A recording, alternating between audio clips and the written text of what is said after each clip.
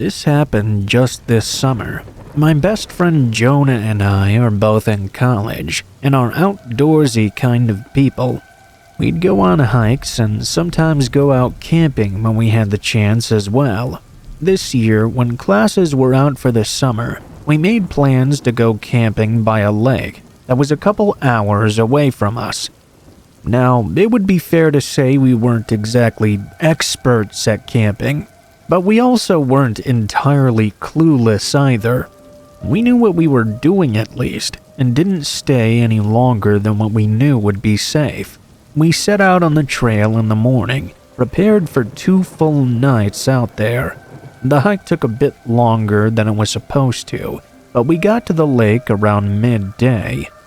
From what I know, there are hundreds of trails leading to this lake because of how big it is, and there were so many places to camp that it was extremely unlikely to run into anyone else. We didn't want to have to talk to other people, so when we arrived and saw nobody else was there, we were feeling quite good about things. The first hour we just sat down and rested from the long hike. Then we put up our tents in the tree line, just outside range of the beach. By then, the sun was setting, so Jonah got a fire going, and I went out to collect some dry sticks to keep it running. I'd picked up a few not too far from our tents, when I suddenly began to hear a noise from just in front of me. I lifted my eyes and looked ahead. It was getting dark, but I could still see most of the woods. Pretty far back, there looked to be a person or something. After looking for a couple more seconds, I was able to see them distinctly walking and confirmed it was definitely a person out there in the woods.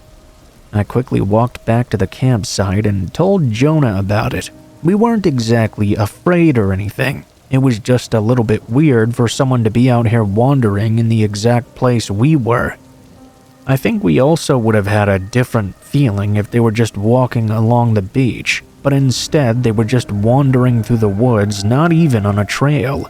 15 minutes went by, and the sun had now passed the horizon, covering the woods in darkness. That's when we heard footsteps approaching. A moment later, a man appeared in the light from our campfire. He looked to be in his 30s, with a beard and shoulder-length hair. I immediately got a bad feeling about him. He smiled at us from across the campfire, then asked us if we knew the way to a specific place. I didn't recognize the name of it, but it sounded like a trail's name. "Sorry, we're not too sure where that is," I said. The man kept his smile and looked at us for another moment before turning around and wandering back into the woods. He didn't say anything else. I looked over at Jonah. Both of us were equally mystified and unnerved. After we were sure he was gone, Jonah asked me if that was the same person I'd seen before. I couldn't be 100% sure, but I was fairly confident it was. We spent the rest of that night by the fire, trying to think of reasons the man would be out there like that. The only thing that would make somewhat sense was if he got desperate for help once the sun went down and he was lost or something. But that man didn't seem desperate at all. He asked for directions like everything was normal. He also wouldn't have just left after asking one question, right? Both of us were getting a little freaked out, so we let the conversation die out. Once it was getting closer to bed, we let the fire burn out as well, then climbed into our tents. I tried sleeping, laying there for at least an hour, just listening to the sounds of the woods. There was this weird feeling I was getting, though, that wouldn't let me close my eyes for too long without getting nervous. After somewhere around 2 hours of laying awake, I heard it. Footsteps sneaking towards our tent. I yelled Jonah's name and rushed out of my tent. I looked into the woods. A figure was standing 10 feet from me. A second later, they turned around and sprinted back into the woods, being hidden by the darkness. Jonah came out only in time to hear their footsteps running away. He said he knew exactly what was going on, though. We packed up that night and waited tiredly for dawn to make our way out of those woods. We don't know who that man was or why he was seemingly wandering so far out there with no equipment. If I hadn't stayed awake through the night, we may have never left those woods at all.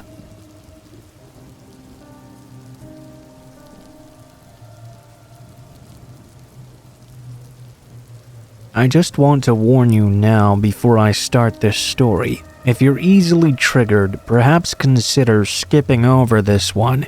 This is a true and real experience, which happened to me when I was delivering newspapers one winter's morning.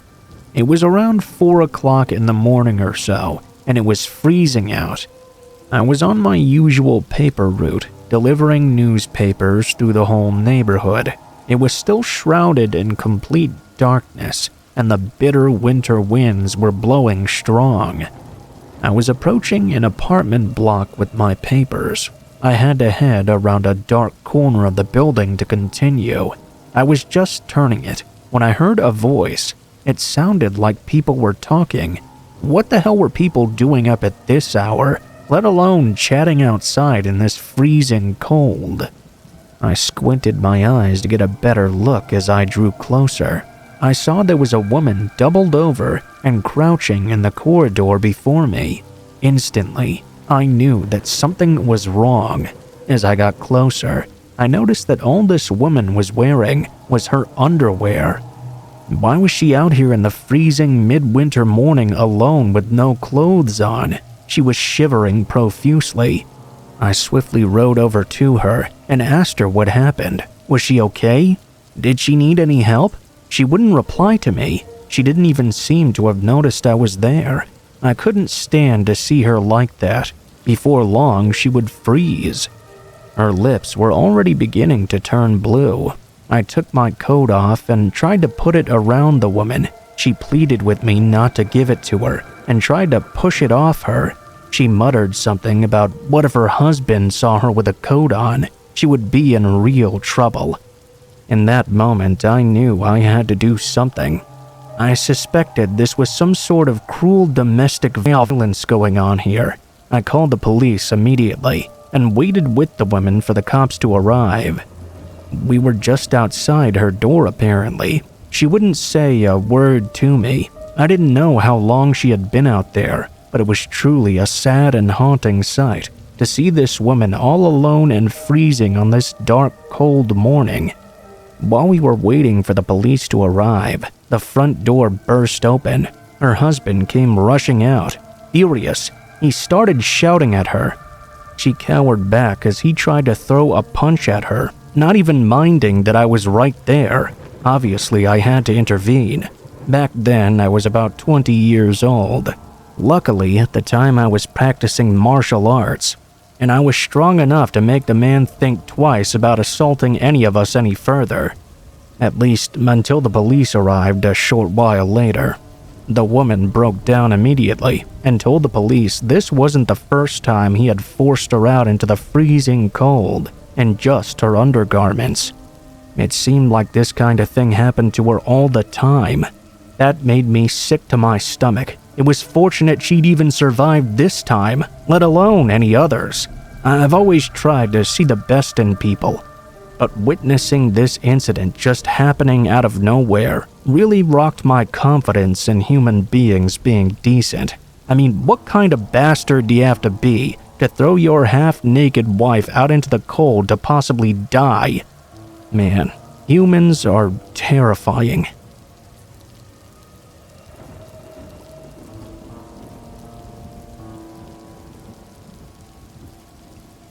It was a snowy night when I pulled into the parking lot of my gas station.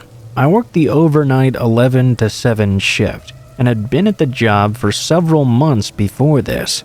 I didn't really like this job, but finding somewhere else to work was really difficult, and due to how things were in some other aspects of my life, night shifts were the best for my personal schedule. Still though, I went in tired every night and struggled to get through every shift. I parked in front of the building beside the only other car in the parking lot, which happened to be my coworker's. I went inside and relieved him of his own shift, and he left a couple of minutes later. Then it would be just me for the rest of the night. My manager had a paper on the desk with some of the things that needed to get done, but from reading it over, it wasn't actually all that much. My guess was that it wouldn't take any more than an hour total to complete all the tasks listed there. I tried to put it off as long as possible to save me from falling asleep. I wanted to start it up once I started getting really tired, so I wouldn't just conk out. As I sat there behind the desk, somewhere around 12 a.m. or so, a car pulled into the station. I glanced out of the window, seeing an old SUV parked by one of the pumps out there. Of course, with it snowing outside, most people were not driving around, but getting a customer every once in a while was perfectly normal. I went back to my phone and scrolled through some videos, not really paying much attention. Probably 10 minutes passed by until I looked back outside and saw the SUV was still out there by the pump. The headlights were off and the doors were closed. It looked like they should be out pumping gas, but it had been way too long for that. I stood up and got closer to the window, looking down both sides of the building. Nobody seemed to be anywhere outside.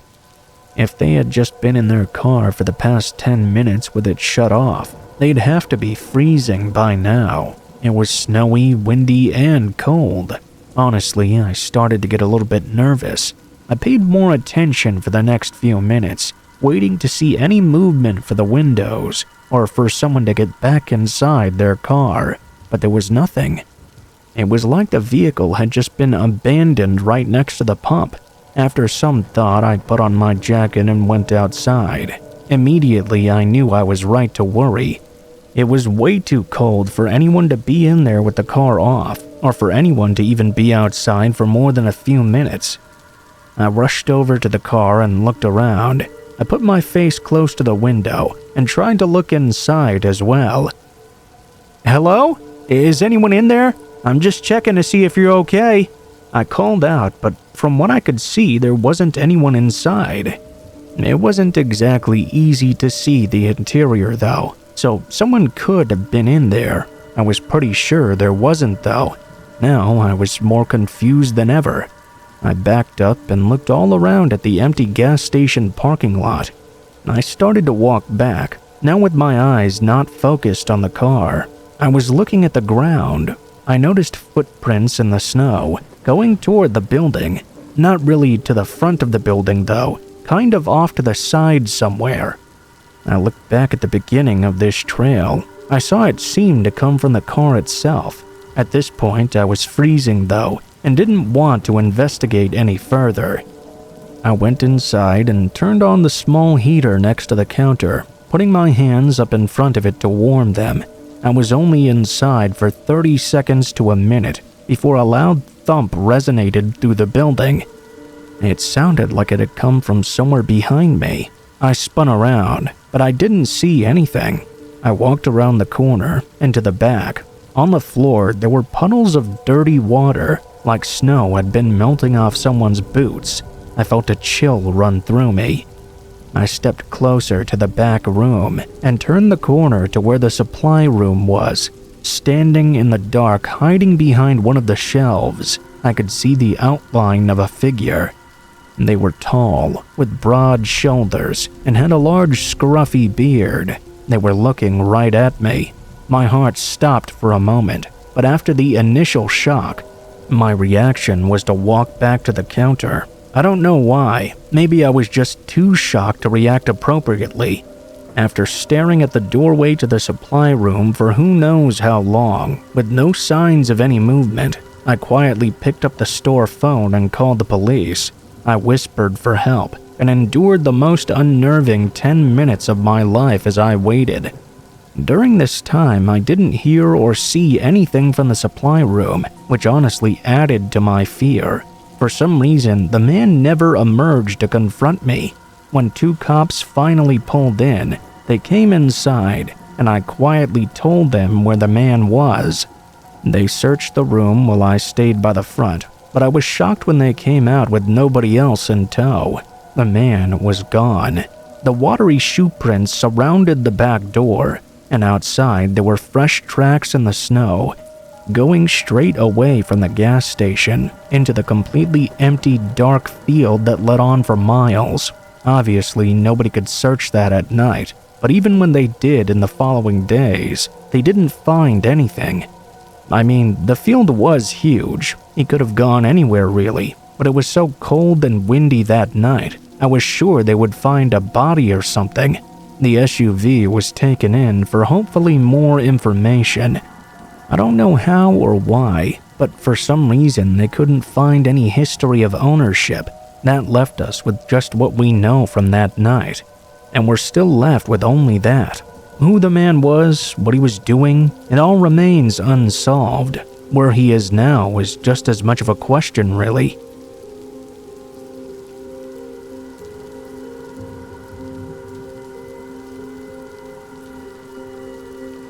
For reasons which will appear obvious quite shortly, I would like to keep my identity a secret. I work in a high school, and I've worked there for about 15 years now. Again, I don't want to say exactly which one. One recent afternoon, about 20 minutes after all the classes had finished up, I was passing by the homeroom classroom when I noticed two female students all alone, stood opposite one another and deep in conversation. They were speaking using whispered voices. I know it's not right to eavesdrop on a student's conversation, but there was something about their body language which made me stop and stand by the door to see if something was going on here. Something seemed weird about this. I don't really know how to explain it. It was just a feeling, really. To my best recollection, this is what I began to hear as I listened in. How about jumping? No, people would see, maybe try to intervene. How about hanging? Yeah, I think we can do that. That's definitely an option. What about going in front of a train? We can't do that. Think of the security cameras. Well, that conversation obviously made my blood run cold. It was mind-boggling. Two young students with their lives ahead of them, talking about suicide in such a carefree manner. It really shook me up pretty bad. I'm a pretty hot-headed guy, and I wouldn't be able to live with myself if I just sat there and did nothing. After hearing this conversation, I would worry about those girls until the end of time itself. I went straight into the classroom to talk to them. Hey, you two, I called out to them. Stop talking like that. It's not good. I let my emotions get the better of me. That's never the answer. If you're having troubles, try and talk to someone. You can talk to me if you need to. They looked at me in silence, both of them just staring. They had this really cold gaze. I was deeply concerned for them. I didn't feel like I was getting through to them at all. Needless to say, I was very surprised when one of them said this. We're not talking about suicide, you idiot. We're talking about killing someone and making it look like a suicide. I was so shocked I didn't know how to react. The two girls ran out of the classroom, laughing a mischievous laugh. I couldn't move. I was so surprised by what I'd just heard. Those two weren't in my class. I decided to do some investigating afterward, and now that I've had time to think about it, I don't think I had ever seen those two at that school before. I haven't seen them ever since either. This only happened in September of this year. As far as I know, nothing nefarious has happened yet, but it's made me quite paranoid. Just a really weird and disturbing experience that I don't think I'll ever be able to forget.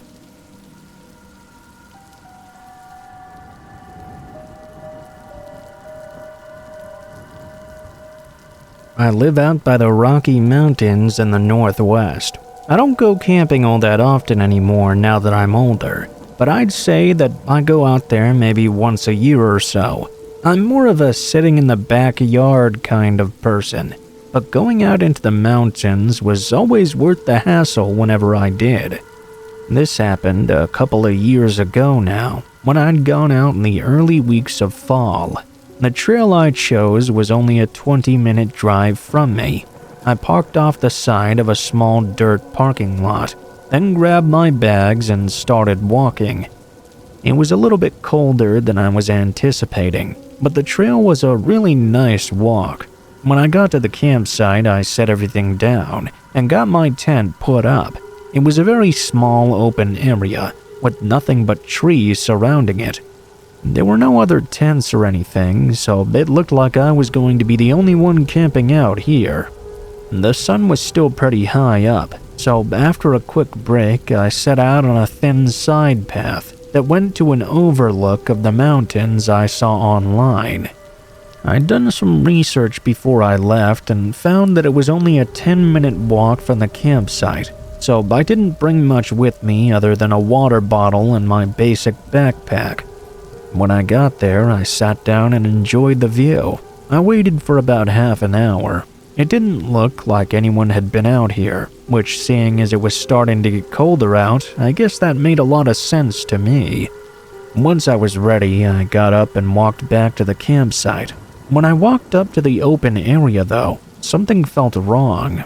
Nothing I'd left behind looked like it did when I'd left it. Everything was just slightly off. I checked around for anything missing or obvious things having been moved around, but everything was still there. Part of me wondered if maybe I was just being paranoid. Everything I felt was off was easily things that I could have just misremembered. Like, I was pretty sure I'd zipped up my tent before leaving, but it was unzipped when I got back. That's not exactly something an animal could do. There were no other signs of people having come by, though, so the obvious answer would be that I'd just forgotten that I didn't zip the tent before leaving. Thing is, I very clearly remember doing so. I tried to just relax a bit, putting my chair up and moving some stones around to make a fire pit. The sun was going down, and the cold was really setting in. I warmed up some water to make tea with, and sat there in my own thoughts. After some time, probably around an hour or so, I heard someone walking in the distance. I turned toward the sound, seeing that it was coming from an area where a trail was at, but it was too dark now to see anything beyond the open area. While I watched and listened, it sounded like they were coming in toward the campsite. There were a few seconds where I didn't hear anything, almost like they were looking at me from somewhere out on the trail. Then the footsteps started again, walking away from the campsite, but not back on the trail. It sounded like they were walking off into the woods, off to the side of my campsite. I didn't know what was going on, but I was getting a little creeped out now. The thoughts of everything seeming off before had started to come back to my mind now that I knew someone else really was out here. I didn't know if they'd been there earlier or if they had just arrived, but that's why it was so unnerving. The footsteps started to get louder again, coming toward the campsite from the opposite side. I shifted my gaze to check, but not even a second later, I heard another set of footsteps start coming from behind me. Both were quiet and subtle, but given everything now, it was clear they were trying not to be seen as they moved in closer. I quickly unzipped my bag and pulled out my handgun. I had this on me for desperate situations. I stood up and held it toward the trees, where I could hear one of them approaching from. I didn't say anything, afraid to show fear in my voice. I knew they must be able to see me in the light from the campfire. I was hoping my gun would be enough to make them second-guess whatever they were trying. It went quiet. Both footsteps stopped at once. I turned all around, looking for any sign of movement in the darkness. After a minute of no sounds at all, I started to put things back in my bag, being careful not to put down my weapon for more than a few seconds at a time. I'd not heard them leave yet, so I knew they had to be watching me from somewhere out of the light's range. Once I got what I could fit into my bag, I started to make my way to the trail, leaving only the tent behind. From what I could hear, they didn't attempt to follow me out. Once I got a decent distance away, I turned on my flashlight and made it the rest of the way to my car. To sum it up, the police were useless in this kind of scenario. Whoever the two people were that were out there, they had never shown themselves at all, and they didn't get a chance to do anything to me because I pulled out my gun. Don't get me wrong, it was very obvious they were planning on doing something to me, but there wasn't enough to go off of. After my encounter and seeing a lot of these situations happen to others as well, I don't think I'll ever be going out there on my own again.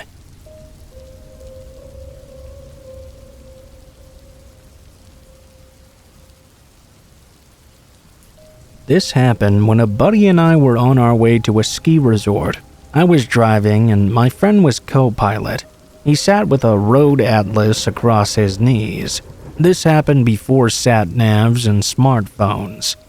I distinctly remember every 5 minutes my friend saying, "Oh, it's not much farther now." I was in a kind of bad mood, since the snow looked as if it was gonna stop.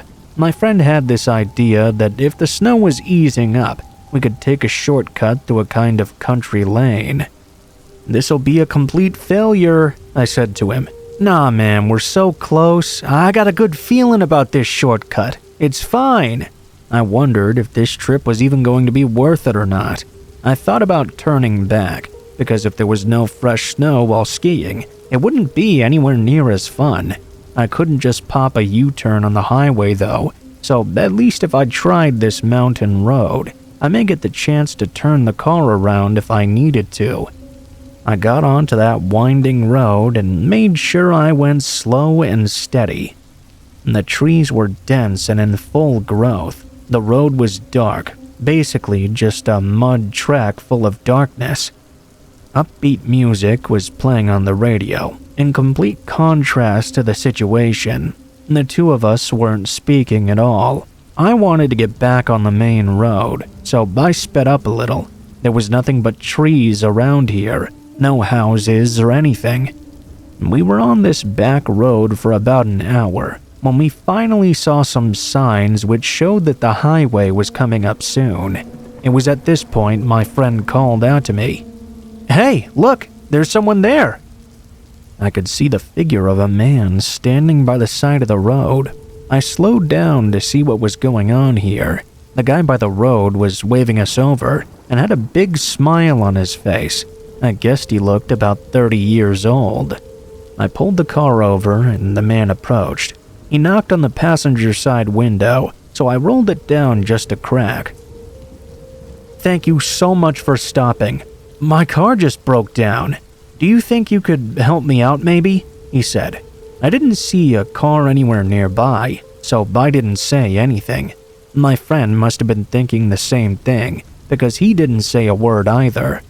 Something was definitely weird about this situation. All of a sudden, after a moment of silence, the man tried to jam his fingers through the gap in the window and force it downward. I hit the lock button just as he began trying to open the door. "Hey, come on, open it!" His friendly rescue me persona melted right away. He began getting angry and kept trying to get into my car. He rattled the door and pulled out a large hunting knife. He began to attack the window. "Get out of the car now!" At that point, I hit the accelerator and we peeled it out of there, leaving the man running after us on the road behind. Always keep your wits about you and stay safe out there. Who knows when you'll encounter a psycho?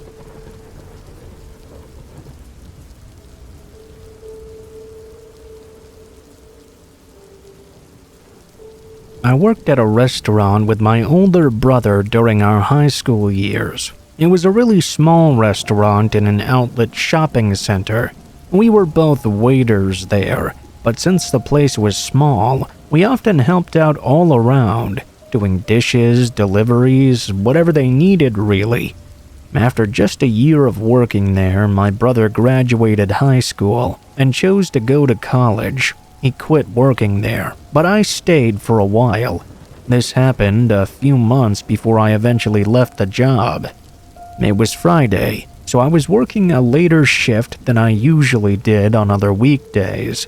The restaurant was open until 12 every night, but because of school, I usually never stayed late. no later than 8 or 9. Anyway, I was scheduled to close this night, alongside the manager. Everything was going pretty normal, slowing down by 8 and getting a few people picking up orders for the rest of the evening. At 10:30, my manager picked up a phone call for a delivery though. By 11 p.m., I was driving out of the parking lot and out onto the road. The address I was given on the receipt was just 8 minutes away from the store. As I drove a couple minutes down the road, I got a call from my manager. I answered right away thinking they must have canceled, but apparently the guy had called back saying he'd given the wrong address on accident. I pulled over and wrote down the new address. I typed in the new street into GPS, but right away I knew something was off here. It wasn't close at all. It was 25 minutes away, and the opposite direction of where I'd been going. If they had given this address to begin with, the order would have never been accepted this late. I thought about just going back to the restaurant and telling my manager, knowing he would understand. But I was already out there, and we had already taken the order, so I just started driving. The roads were pretty empty around town at this time of night. The further out I drove, the more desolate they became. I didn't even see any cars for the last 5 minutes of the drive. This was taking me out to the far edge of town, where most of the buildings and houses turned into grassy fields and lines of trees. When I approached the road the address was on, all I could see were a row of houses with all the lights off. As I drove down and past more of the houses, a few of them did have their porch lights on, but it still felt like a very empty area. It's worth mentioning these were not the nicest houses either, by any means. They were all single-story box-style homes. I pulled up to the one I was set to deliver to and parked on the side. Getting out with the food, I felt a strange, eerie sense as I walked up to the door. It was quiet outside. There were no streetlights and barely any house lights. It was extremely dark in this area. I knocked on the door and waited while a whole minute passed by. There was no sign of anyone being home. I was starting to get more and more uneasy. I just set the bag down and turned to walk back to my car. They hadn't paid yet, but the food was probably cold already, and it was of no use to me anyway. When I looked over at my car, though, a man was standing right behind it. He was leaned over like he was looking into the window. I stopped in place. I don't know if the man heard me approaching or what, but he immediately looked up at me. I could barely make out his face, but he was an older man. "Do you need something?" The man didn't move. I asked again, but nothing changed. That eerie sense was getting stronger.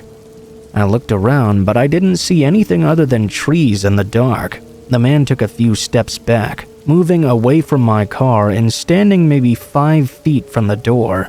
After a moment, I started walking over slowly, hoping to just get in and leave.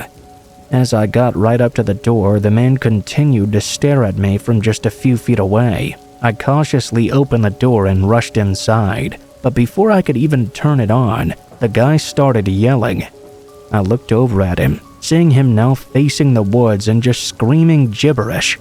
I turned my head slightly to look where he was looking. In the woods, I could see 2 or maybe even 3 figures rushing toward my car. My immediate thought was that this was a setup, and I needed to leave instantly before something happened. I turned my car on and shot out of there, just as the man next to me tried to move behind my car in an attempt to stop me. I was able to get out. Seeing and hearing the group of men yelling at me, I sped away. The cops were called, and though not much was able to be found, there were a few things. The address I was supposed to deliver to was apparently a vacant property. It wasn't technically abandoned, but the owners didn't even live in the state anymore.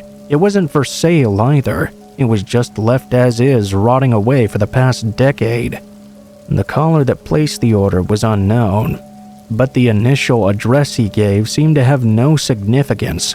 Who the group was, what they planned to do, so many other things are left with no resolution. I'll probably be wondering about it for the rest of my life. After all, had anything played out a little bit differently, I may not even be here right now.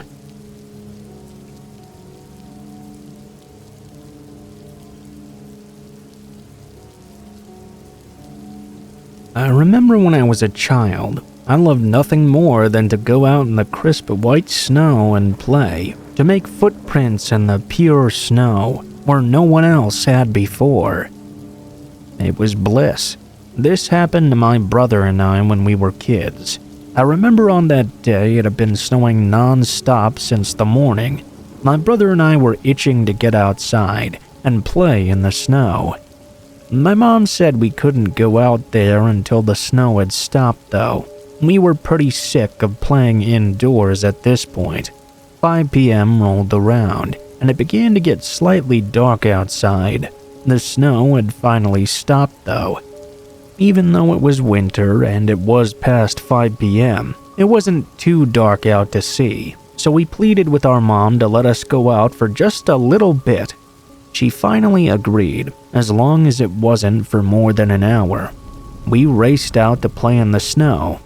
Even though it was very dim and gloomy out, thanks to the snow, it didn't seem all that dark. We lived out in the countryside back then. Pretty much right in front of our house, there was nothing but rice fields, which had now become pure white fields of snow. We were loving it, crunching the fresh snow underfoot. There were no other footprints in sight. This was our snow. Soon my brother and I had made this patch of snow all bumpy and misshapen. It wasn't fresh and untouched any longer, so we went in search of pure white snow to play in. We walked further from our house. It was hard to see where the road began and the fields ended, but we found a field just ahead of a single street light. The light made it look like the snow was shimmering. That was the perfect snow we were talking about. What would we do with this patch of snow? We decided to use our footprints to make a giant smiling face. We planned out how we would make the face and got to work right away. We were totally immersed in our footsteps. We didn't have much time to create our masterpiece. Maybe someone would see it from the sky later. I think it took no longer than 15 minutes to finish our feet artwork. We went back to where we thought the road was, to see our art beneath the streetlight. I was really happy with it. I looked over to my brother when I noticed he was staring somewhere beyond the field. He looked really concerned. He began to breathe heavily. I looked in the direction he was staring at, and I started breathing heavily myself. We shot each other glances to see if we were seeing the same thing. Just beyond our art in the snow was a figure in the snow. A woman in a wedding dress, a white kimono bridal gown. We couldn't believe our eyes. We were sure we were the only ones in the field just now. I saw traces of my footprints and my brother's, but not that woman's. She made no imprint in the snow at all. The woman began to move towards us. My brother and I broke into a run, and we aimed for the likes of our family home. We ran as fast as we could, screaming and shouting for our mother. She threw the door open and came out with a concerned look on her face. We blurted out what we'd just seen. She listened to our story, but just laughed it off. She didn't even look outside. A few years later, when I was in high school, I asked my little brother about that one snowy night. I said, "She was creepy, that bride in the snow, huh?" I didn't like that I couldn't see her face because of the way she was bent over. He said that he remembered that night well. "Oh, that bride in the snow? We didn't see her head because she didn't have one." He looked pale. It made me shiver. Whatever happened to that girl out there, I'm convinced that that day we saw a ghost in the snow.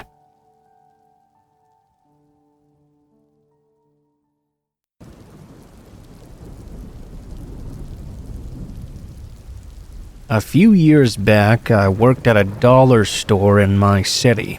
It was about 5 minutes away from my apartment, and I worked as a cashier. After having the job for several months, I was working one night like any other. Usually we had 1 or 2 employees working a shift because the store was so small. I was by myself on this night, and it was maybe 4 or 5 p.m. There were about 2 or 3 customers in the store at once on average. I remember this one particular man walked in as I stood behind the counter of one of the 2 checkout lanes. After he walked in, he went down one of the first aisles and disappeared. Another customer came and checked out about a minute later. Probably 20 minutes or so later, the man came to check out as well. He came right up to me and set down just 1 drink. I don't remember exactly what it was. The man had long hair and was wearing sunglasses inside. I remembered that after he paid, he rushed right out the store. The interaction was really nothing out of the ordinary. He didn't say anything at all to me. I do remember that after he was outside, he hung around the storefront for quite a while. I could see out the front window to the sidewalk out front, and a bit of the parking lot as well. We were connected to some other businesses as part of a strip mall. None of the businesses ever seemed to be all that busy though, so even though I kept working, every now and then I would look up and see the guy was still there. He was just kind of hanging out on the sidewalk out front. I didn't really think too much of it though. I checked out more customers, people would come and go from the store, but the man remained out front for several hours. Soon it was already nighttime. The store got even quieter and slower. I noticed the man was still standing out front. What was he doing here for so long? I really didn't know, but I also kinda didn't care that much. Sometimes he would look over to the window, and I thought he might want to come back in the store, but he wouldn't move at all. 1 or 2 more customers came in for the rest of the time that we were open. Then it was time for me to close up and leave. I'd been working by myself all day, and I was pretty tired now. When it was 9 o'clock, I locked the doors and saw the man look over as I did. I clocked out and did a few last-minute things, then left the store by 9:15. After walking out the front door, the guy was still standing there, about 15 feet to my right. I went to my car in the parking lot and jumped inside. Then I started driving back home. I needed to stop and get some gas though. I stopped about halfway there and went to a smaller neighborhood gas station on a corner. I parked and got out of my car and started filling it with gas. About a minute into doing this, I saw this older, beat-up looking car enter the gas station. The car was blue and also pretty small. It didn't drive over to a gas pump, but instead parked in one of the few spaces that was on the side. I happened to notice the driver and realized it was that exact same man from the dollar store, the man with his long hair and sunglasses. Now, at first, I thought this was just a coincidence. The gas station wasn't that far away from the dollar store, but it was still kind of weird. I mean, this guy was standing around outside for hours. Then right when I take off, he follows after me. When my gas tank was full, I decided to go inside the gas station. I was going to get something to eat to have when I got home. I could see the man was still inside his car. At this point, he was just sitting there. I walked inside the store. I was browsing around looking for something when I noticed the same man walking in. Now I was starting to get real worried. It seemed a little too strange for this guy to suddenly come inside the store with me. Now that I was feeling unnerved, I left right there, not even bothering to buy anything. When I saw the guy start to walk out after me immediately, I ran to my car, started the engine, and drove away. As I was pulling out of the lot, I saw the man get inside his own car. I quickly turned down one of the residential streets and turned my headlights off. It was hard to see, of course, but I went down the street and then took a left. The guy would have no way of knowing where I'd gone. He didn't follow me, probably because he hadn't seen me. After that, I was able to drive home and made it back just fine. After that night, I didn't see that guy again for the rest of the time I worked at that Dollar Tree. I'm not sure why he did what he did that night, but it was definitely a scary experience.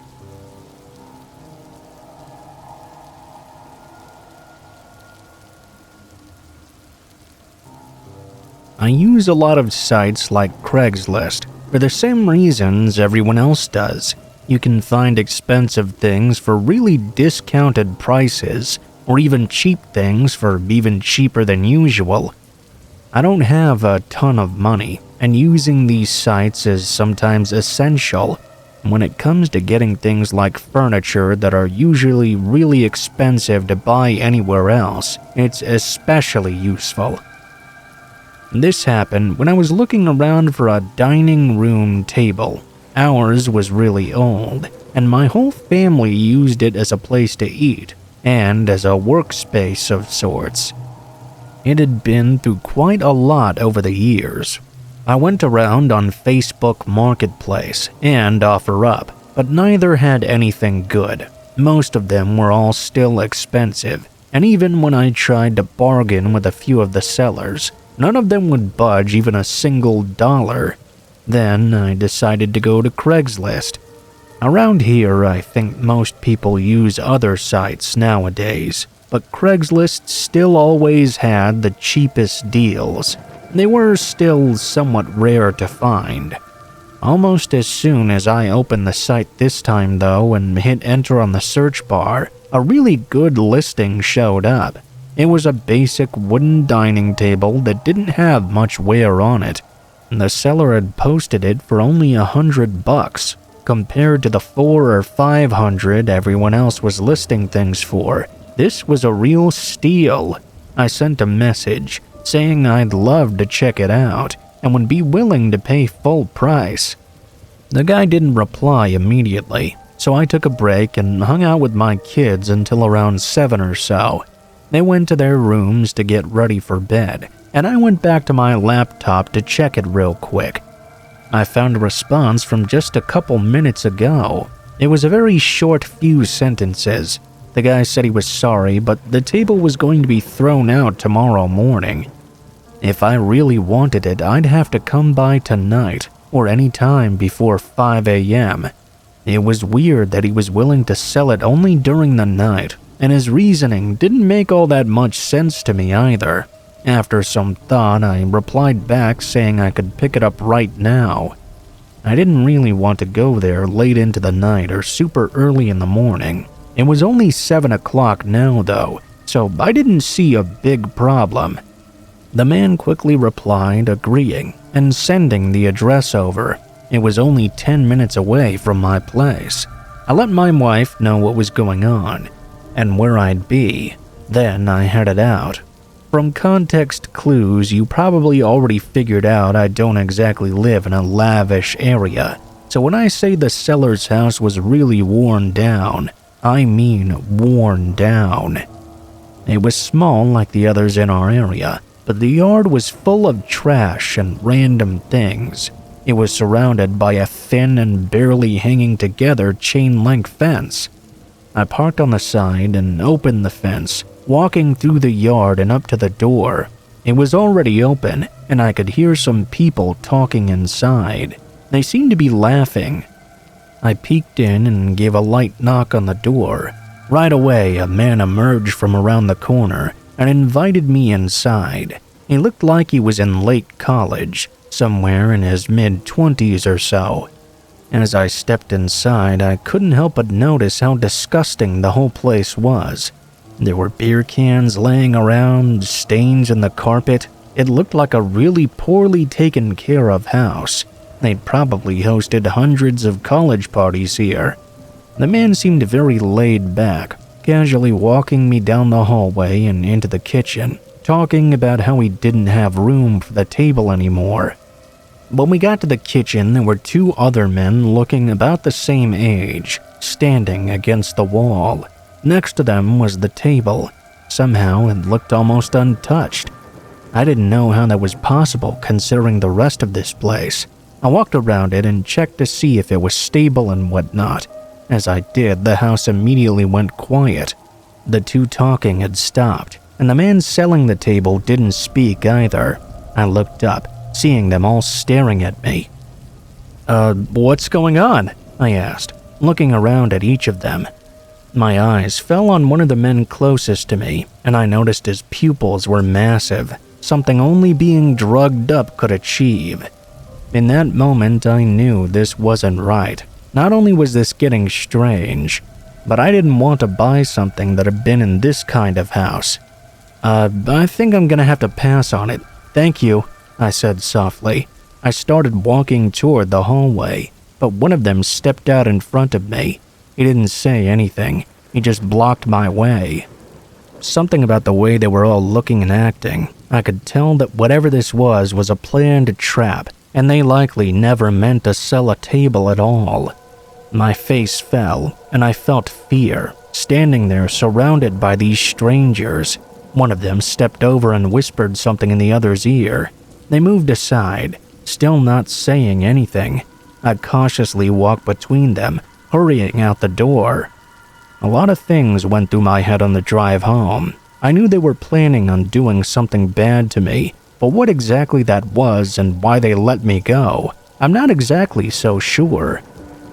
I got home and told my wife, who convinced me to call the police and report it. They couldn't do anything without anything having actually happened. Whatever those men were planning, I'll probably never know. I just hope someone else doesn't have to find out.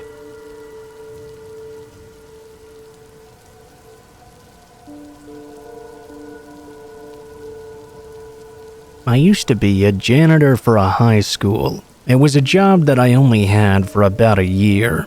This was back in 2019. The job itself was not too bad, but I moved on to other things later. For the most part, when I worked as a janitor, I would work overnights in the high school. I was typically all by myself. I would start at 9 o'clock at night and get off at 5 in the morning. The high school was large, but not so big that I couldn't manage it. With all that time and the whole place to myself, I could clean everything that I was supposed to a few times over. Due to events on school campus, there were often some people still around by the time I started, but they would usually all be gone within an hour or two. I would do the things that you would expect to do: mop the floors, vacuum, sweep, maintain the bathrooms. Not every room in the school required attention daily, so it's not like I was cleaning every single classroom every single night either. I would have a lot of downtime where I would just go on my phone, or do whatever I wanted really. It was honestly a really decent job. The only downside was that I had to turn into a nocturnal creature and work overnights. I had to sleep during the day. Another thing that could be considered a downside was that I had to do it all by myself, and I had to spend all night in the school, which sometimes felt sort of creepy. Most of the lights would be off by then, and a lot of them were motion detected. A single area would light up when I got near them. One night I was working in a random hallway, cleaning the floors. It was about midnight or 1 a.m. I think. Suddenly, I thought I could hear footsteps coming from not that far away. I looked over, but I didn't see anything immediately. The footsteps might not have been from someone in my sight though. Maybe they were coming around the corner. It was hard to tell. I walked over, wondering if another person was here. As far as I knew, I was supposed to be all by myself at this time of night. I made it to the end of the hallway and looked around. I didn't see anything out of the usual. I went back over to where I'd been and continued with my work. Maybe I had just imagined it. I wasn't 100% sure. They hadn't been super loud or anything. About 10 minutes later, I began to hear footsteps again though. This time, I knew for sure I was hearing it. I looked over at the end of the hallway and was surprised when this time I saw a man walking by. I only saw him for a couple of seconds because he walked past that hall and down to another. In the short time he was visible, I could tell that it was a grown adult though. Beyond that, I couldn't make out any details. He was kind of far away. I started walking over. I called out asking who was there. Nobody was supposed to be here at this time. Of course, the man didn't answer me. When I got to the end of the hallway and looked around, he was gone. There were other hallways he could have gone down though. I walked a little ways farther in, looking around and calling out to see if anybody was there. If they were, they weren't keen on responding to me. After that, I wasn't really sure what to do. I ended up going back to work, where I had been. Some time went by, and eventually I moved down another hallway. It was probably 3 hours or so after the last time I'd seen the guy. Something else happened.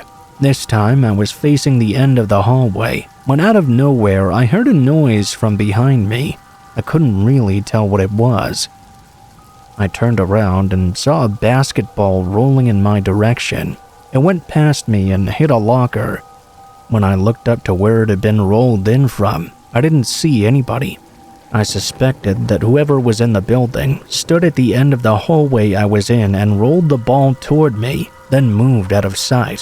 Why they would do that, I had no idea. I picked up the ball and walked to the end of the hall, where it had clearly been rolled from. I called out once more, asking if anybody was there. Still, nobody answered me. I stood there in silence, looking around for 5 minutes. I didn't see or hear anything at all. Somebody was clearly messing with me, but why would they do that? I mean, they weren't even supposed to be here in the first place. Once more, I went back to work. From that point on, I wasn't bothered again for the rest of my shift. When I was finishing up, just before I was done, I decided to walk all around the school to look for this person. I went into every wing and hallway and asked if anybody was there in each one of them. I even checked all the bathrooms. Nobody ever answered me, and I didn't see anyone either. At 5 in the morning, I got off. Another janitor arrived. I told him about what happened and asked him to keep an eye out for anyone suspicious. I then left the school and drove home. During this time, I was living in a small house by myself, about 10 minutes away from the school. I arrived back. My typical routine was to go to bed and get some sleep. It was strange to go to sleep at 6 a.m., but I'd gotten used to it. On this day, it was 5 minutes after I got back home. I was in my kitchen when I heard a knock at my front door. Instantly, I was confused. I walked over to the living room and looked out the front window. Nobody was there. As I looked a bit closer, though, I could see that off in the distance, a guy was walking down the street away from my house. I saw him for just a second or two before he ducked out of sight. It looked like the same guy who'd been in the school earlier. I was so creeped out, I couldn't fall asleep for hours. Luckily, the man never returned, and after that day, nothing like that ever happened in the school again. I still wonder who that man was and why he was doing all that.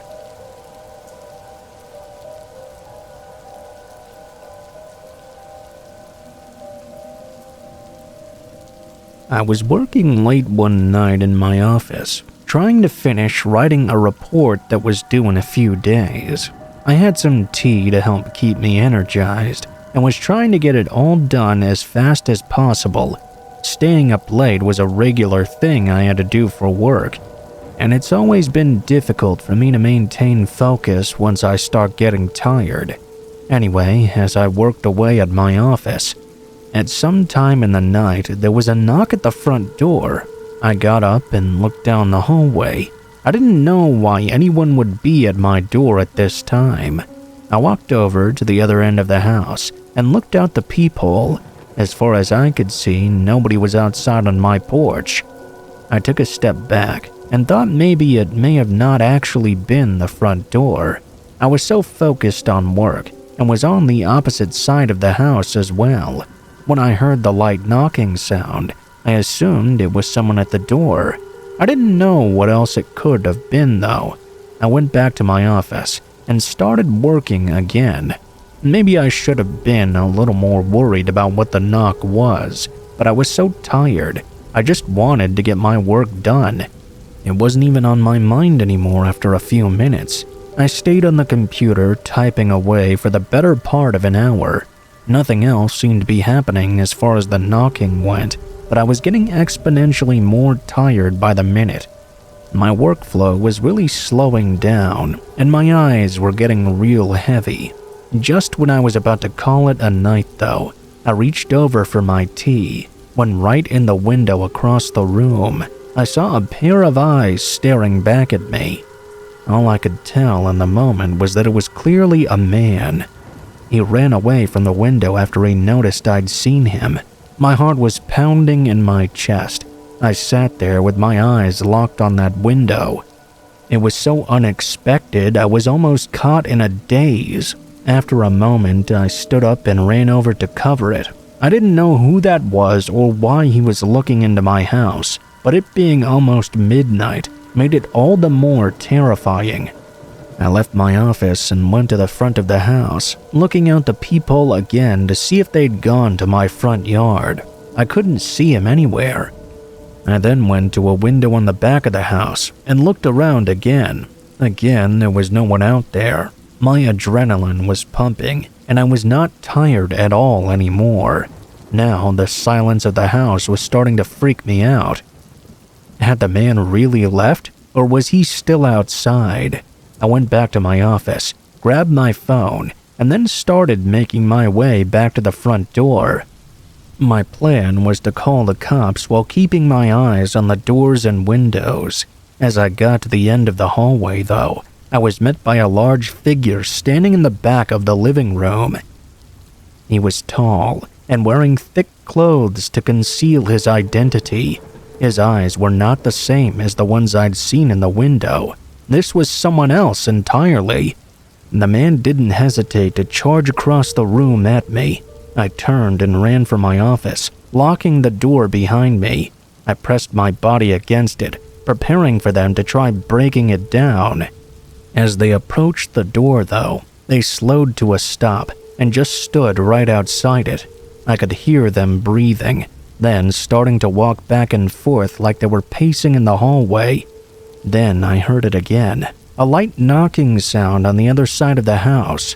The man outside the door started to walk down the hallway and back toward the living room. Then it was silent for a few minutes. I stayed there against the door. There were absolutely no sounds at all. I called the cops, whispering into my phone and begging them to come quickly. I waited for about 5 minutes before I heard the sirens approaching my home. As they opened my front door and came in, there were no altercations. I heard them walk through the house and finally up to my door. They never saw either of the men. To this day, I still don't know how that one guy got in, or what the two of them were trying to do. I think the knocking was their way of communicating from inside and outside the house. Then that makes me question though, what was the first knock that I heard? The whole situation freaks me out every time I think about it, wondering how long the one had been watching me for, and how long the other man had been inside my home. It could have ended up so much worse for me. I know I got lucky, but it's hard not to think about the possibility of them coming back. Luck isn't exactly what I want to rely on for my safety.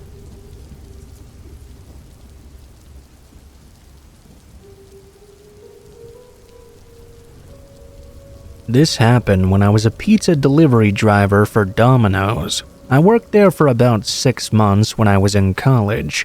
I would drive my old Honda around the city I lived in, and made decent money for being in school. Most of the time I would work nights.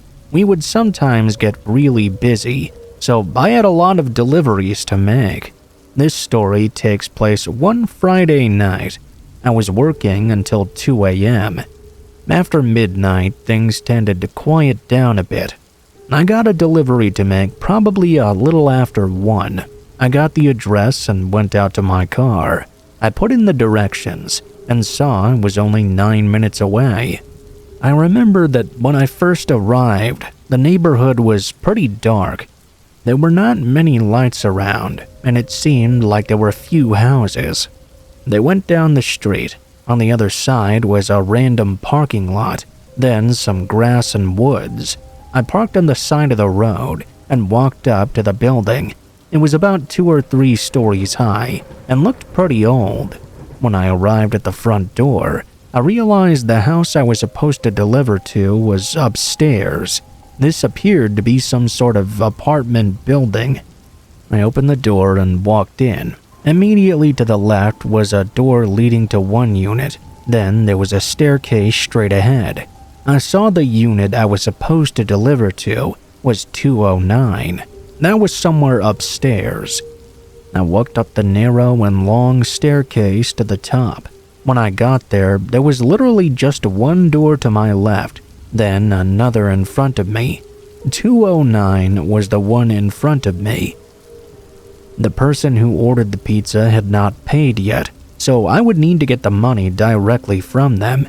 I knocked on the door, expecting them to answer, but they didn't answer right away. I knocked again, then waited for about a minute. Things were very quiet. All of a sudden, I heard the door downstairs open, the one that I had come through. There were 2 men. They were both wearing all black, including ski masks. I began to immediately feel something was wrong here. They both looked up at me, then started to walk up the stairs. I knew I was in trouble. I had no idea what to do. They were getting closer. As they walked up the staircase, right as they reached the top, it was obvious what they were going to do to me. I tried to open up the door to unit number 209, but it was locked. I didn't know what else to do. I took the hot pizza still in its box and tossed it in the direction of the guys. I looked over the railing next to me. There was a walkway beneath me, right next to the stairs. I believe it led to another apartment unit on the ground level. I climbed over the wall and railing and jumped down. I did it just as the men reached me. The fall was around 20 feet, if I had to guess. My feet hit the ground first, and it really hurt bad. I remember falling over in pain. I sprung back to my feet and tried to run for the door. As I was doing this, I heard the men start running down the staircase after me. I ran as quickly as I was able out of the building and back to my car. When I got inside, I didn't waste any time. I drove away. I didn't even look to see if the men were still chasing after me. All I knew was that they hadn't caught me, and I had somehow managed to get away. I drove back to Domino's and ran inside. I told my boss what happened. He asked me if I called the police yet, and I realized that I hadn't done so. I called the police and told them what happened. Luckily, I didn't get in any trouble, despite the fact the pizza was never paid for. As it turns out, the 209 unit I was supposed to deliver to was vacant, and nobody lived there. I had been set up by somebody. I never found out who, though. I worked there for just about another month before quitting altogether.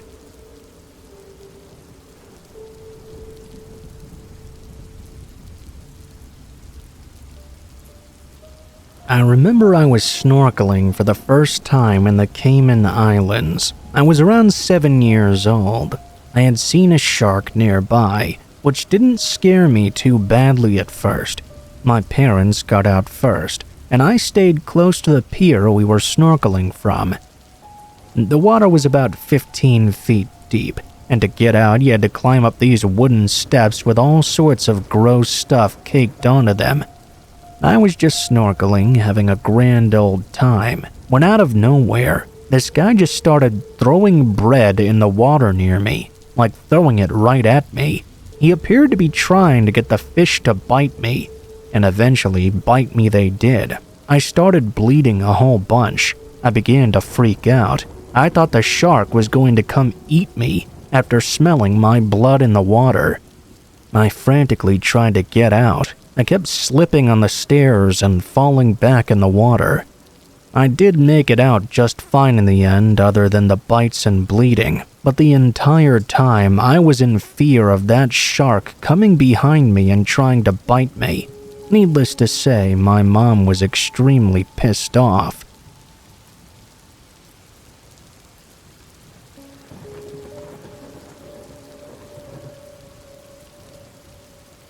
Not more than a week or two ago, I hiked out on a long trail in the dense woods behind my town. I lived in a really close-knit town with just under 1,000 people, so we were pretty far out from any big populated cities.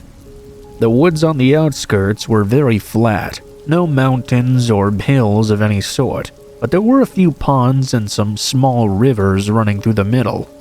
I was heading out to one of those rivers. I'd been there before a few times, though I'd never had the chance to camp out there.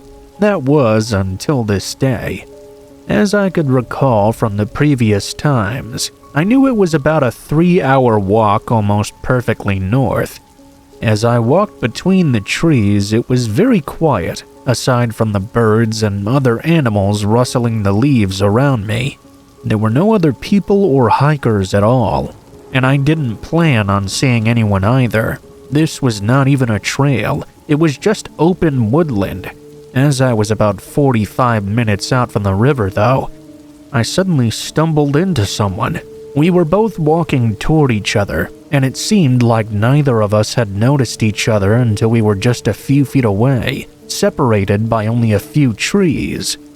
I know I must have had a confused and almost nervous look. I found it really unusual to run into someone off-trail in the middle of the woods like this.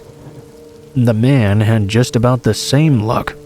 I was about to break the silence and offer a hello, but after a second his face shifted into a nervous smile, and he turned to walk off to the side. I followed his lead and kept walking past, but I looked back once I got a bit further away. I saw the man was no longer walking, but was running away now, not making a single sound. When running into each other, it gave me a somewhat unsettling feeling, but seeing him run off like that only made it even stranger. It was like the man did not want to be seen there. Whatever the case, I decided to mind my own business and continued making my way to the river. This was no campsite or anything, obviously, so I just plopped my bag and tent down on the flattest area I could find. Then I went to get a fire going. Since the sun was just about to set, I tossed in a bunch of random sticks and twigs that were around, and made sure it would burn for a couple of hours at least. I was hoping to stay up and wait until the stars came out, so I could do some stargazing away from town. I could often get a good view of the Milky Way, which was a sight I never wanted to miss out on.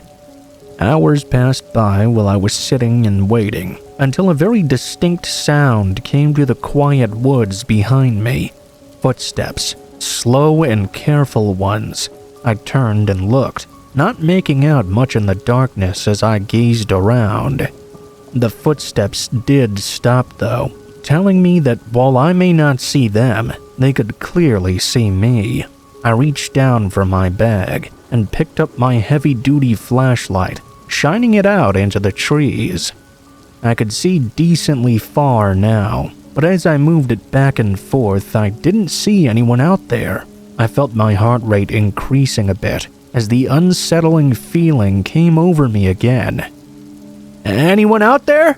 I waited for a moment with no response, then tried again. "Hello?" Not even the sound of another footstep. After a moment of contemplation, I started to walk toward where I'd heard the sound from. Maybe there was a chance I was mistaken, but I needed to be sure. I carefully stepped out through the woods, keeping my flashlight steadily pointing ahead. I got to where I thought the sound was coming from. I moved the light to my left, looking behind each tree. Needless to say, I was caught by surprise when the light suddenly revealed a large man in hiding. It was the one I'd run into only a few hours ago. He was no more than 20 feet away, but even with the light now on him, he stood perfectly still.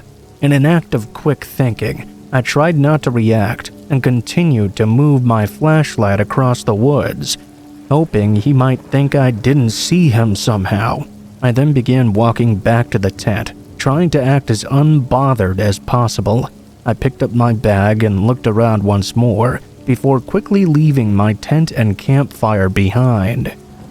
I walked into the woods following the river's side. Once I felt I'd made enough distance between us, I started running as far and fast as I could until I was without a doubt away from that man. I found a spot to rest at with a good view and sat there wide awake until sunrise. I don't think the man followed me that far, as I was able to make it out without hearing or seeing the man again. I'm not sure why exactly he was out there, or why he showed up and hid by my campsite at night, but I never went back to retrieve my tent, in fear that I might find out if I did so.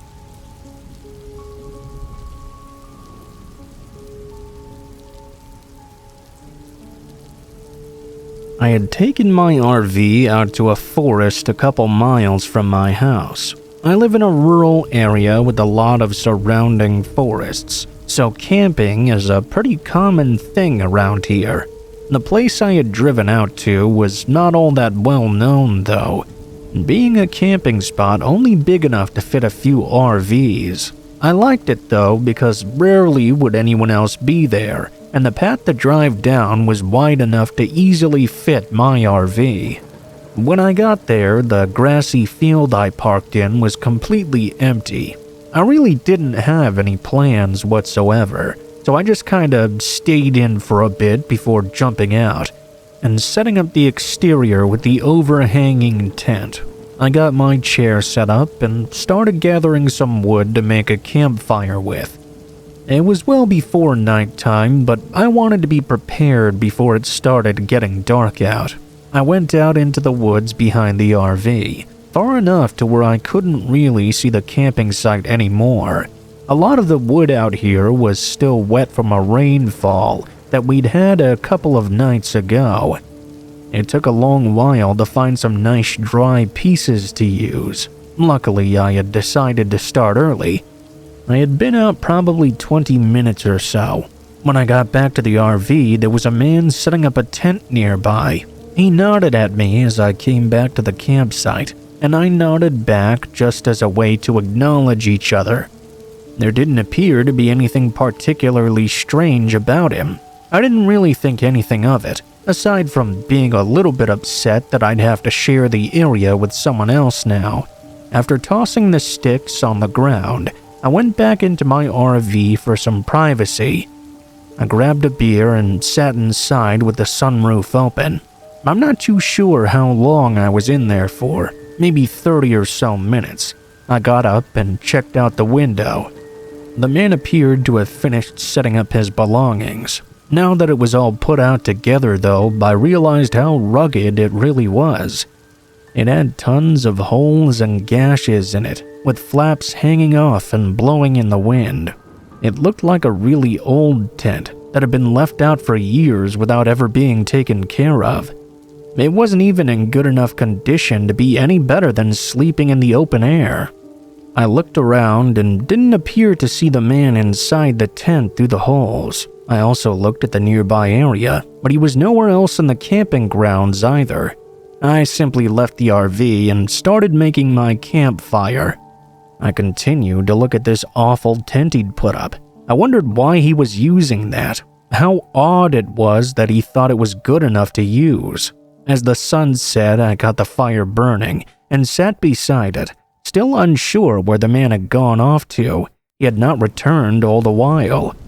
I sat for a good minute as the darkness overcame the woods, leaving only the light of the campfire illuminating the small area around me. The night went by slowly as it went on. I began wondering more and more where this man was. Why hadn't he returned to his tent now? It was late and it had been several hours. I checked my watch and saw it had been more than 4. I got up from my chair and walked a bit closer to the man's tent, just to make sure he was all right. "Hey, are you in there? Are you okay?" I called out. There was no response. I stood in the middle of the campgrounds and looked around at the dark forest surrounding me. Maybe the man had gotten lost out there. As I looked in all directions, the eeriness began to grow on me. I suddenly noticed a movement by one of the trees, which made me stop in place. I stared at where I saw it, still not sure what exactly it was. My eyes slowly began to make out the outline of a man standing by the tree. They were hiding behind it, as if trying not to be seen. A wave of fear came over me. The longer I looked at this guy, the less sure I was that he was the same man I'd seen earlier. I took a few slow steps back and hurried into my RV. I peered out the window, seeing the man hiding in the same spot and clearly looking my direction. After a slight hesitation, I made my way to the front cabin and turned on the RV. I drove away from the camp. What terrifies me the most every time I think about it is that I don't think that was the same man from the tent. It appeared to be someone else, waiting out in the forest. I wondered if maybe he did something to the man, and that's why he hadn't returned in all that time. Maybe they were together. The man from the tent might have been somewhere else in the woods watching me too without me even knowing. It's hard to know what exactly was going on there.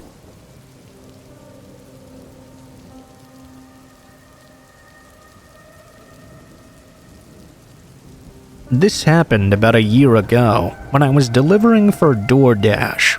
I delivered for them quite a bit, and I live near a big city, so there are lots of restaurants nearby. When this story took place, I was delivering food on foot. I would walk to apartments and houses in the city and deliver. I couldn't cover that much ground delivering on foot, obviously, but I did surprisingly well most of the time. One day I was working, and it was nighttime. Things were pretty quiet. I was still getting some deliveries coming in. I got one that was for some smoothies from a health drink place or something. I remembered that I went to the place and picked up the order. It was 4 drinks. I got a drink holder for all of them. It would take me a little over 5 minutes to walk to the area where I was delivering to. As I was walking, I first went down a pretty busy area in the city. I was minding my own business, going along the sidewalk. Then I took a right and walked another few blocks onto a road. I was still on the sidewalk when all of a sudden I heard this weird noise. It was like a commotion off to my left, coming from a side street. Next thing I knew, I was hit by a biker and knocked off my feet. I fell to the ground. It all happened so fast. Turned out a car had turned onto the street from the left and cut somebody else off. That person had to swerve to avoid them, and there was a biker in the bike lane on the far right at the same time. That biker had to swerve to avoid the other car and bumped up the curb onto the sidewalk, right into me. Everybody was okay in the end, thankfully, but I dropped all the drinks and they'd spilled all over the ground. After staying at the scene for a couple of minutes until things were sorted out, I walked back to the smoothie place and told them what happened. They said they would remake all the drinks, but unfortunately that would set me back quite a bit. It ended up taking 20 minutes longer than it should have. When the drinks were done, I made my way back to the address. I made the delivery and explained what happened. Apparently, the person didn't believe me though, because when I arrived, there was an incredibly angry man. He instantly started screaming at me for being so late. I told him I'd literally gotten wiped out by a biker in an accident and had to go back to get more smoothies. He insisted that it was all lies and I was just lazy. I just left after that. He was still yelling at me as I walked away down the street. I didn't want to stay and get into a shouting match with a guy I knew nothing about. It wasn't worth my time. I'd made the delivery and now I could move on. I decided to take one more to not end on such a sour note, then call it a night. After I left the guy's apartment building and got back out onto the sidewalk though, he followed me out. He'd stopped yelling at me from down the street, but I do remember hearing that door open and footsteps behind me. He was a ways back, but I looked over my shoulder. I saw him angrily walking in my direction. I tried to ignore him and kept going. I picked up the last delivery for a McDonald's order, which thankfully was not that far away. The longer I walked, though, the more surprised I became when I noticed that this furious guy was still following right behind me. Even after I'd picked up the order from McDonald's, he was still out there waiting for me. The man never went inside. He simply waited on the street outside looking at me. When I left, I started walking to the delivery area, and he was following behind me still. Eventually, I ended up on a sidewalk in a kind of busy area a couple of minutes later. I decided to directly confront him. This was really uncalled for. I stopped and turned around. When I did, the guy turned and walked inside a building. It appeared to be some convenience store of some sort. Clearly, he was just going in there to make it look like he wasn't following me. Since he'd given me the opportunity, though, I hurriedly started walking to the address of my delivery. I didn't hear the man again after, so I thought maybe he had given up by now. When I got to the address, it was another apartment building. I double-checked and checked around me and didn't see the guy anywhere. I completed the delivery and started walking back home. It had certainly been a crazy night, but I was glad I could just go home now. From there, it was about a 15-minute walk back to my apartment building. For the first 5 minutes or so, everything was fine. But then I began to hear footsteps behind me again. I looked back and saw the same guy was following me once more. I was completely shocked to see this. I didn't know where he had gone or how he had caught up to me again. Either way, he was back and walking about 100 feet behind me. I kept going toward my apartment, looking over my shoulder every so often. He stayed the same distance back the entire time, neither gaining nor losing on me. Eventually, I got to my building. I rushed inside and up to my place. When I got inside, I looked out to check what was going on. The man was trying to enter the building. He walked away when he couldn't and left. I still can't believe he followed me for so long.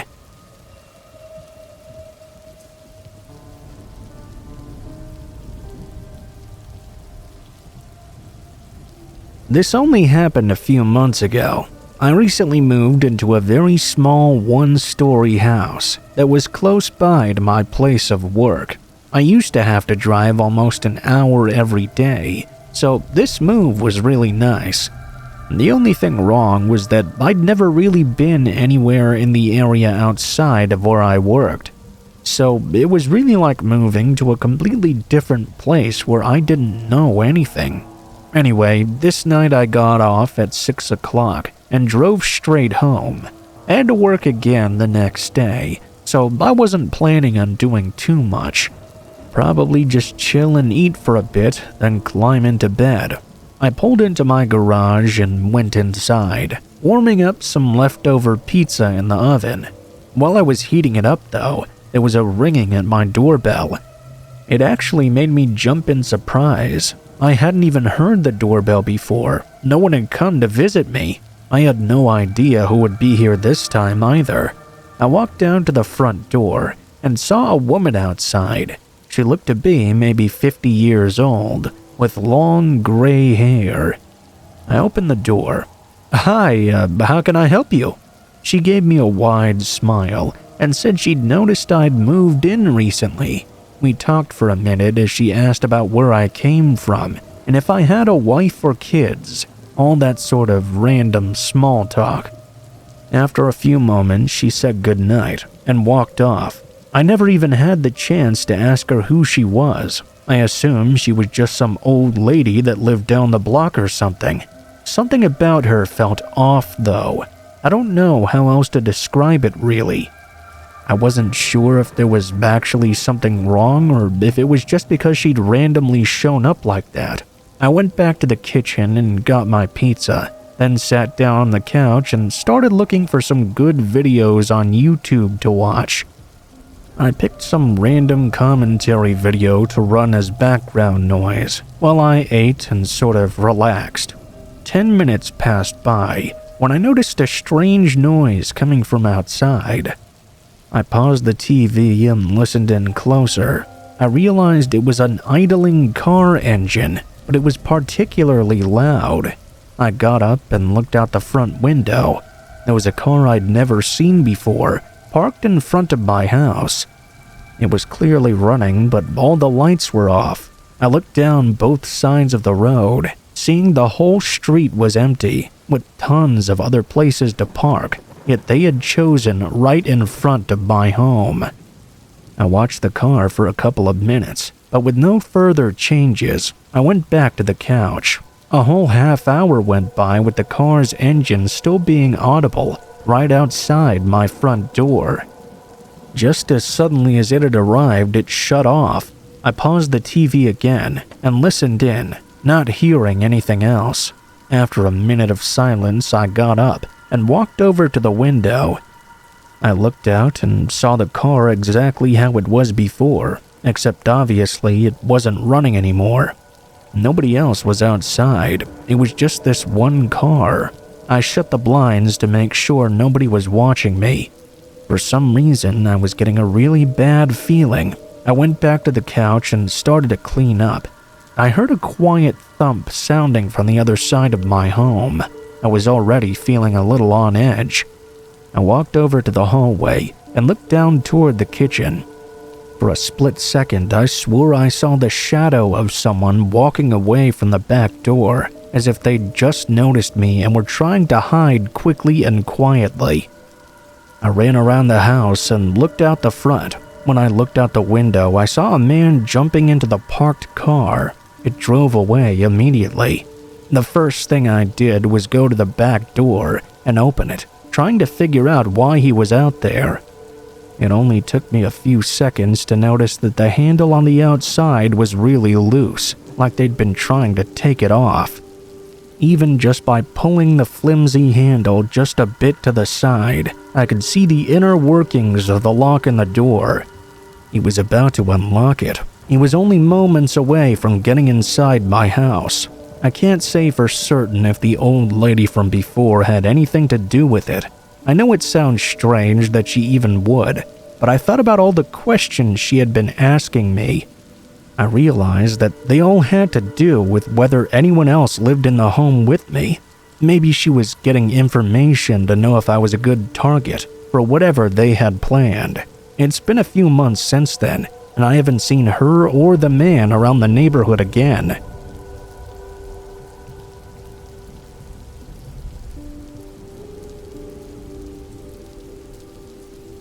I remember one time I was working in an office building.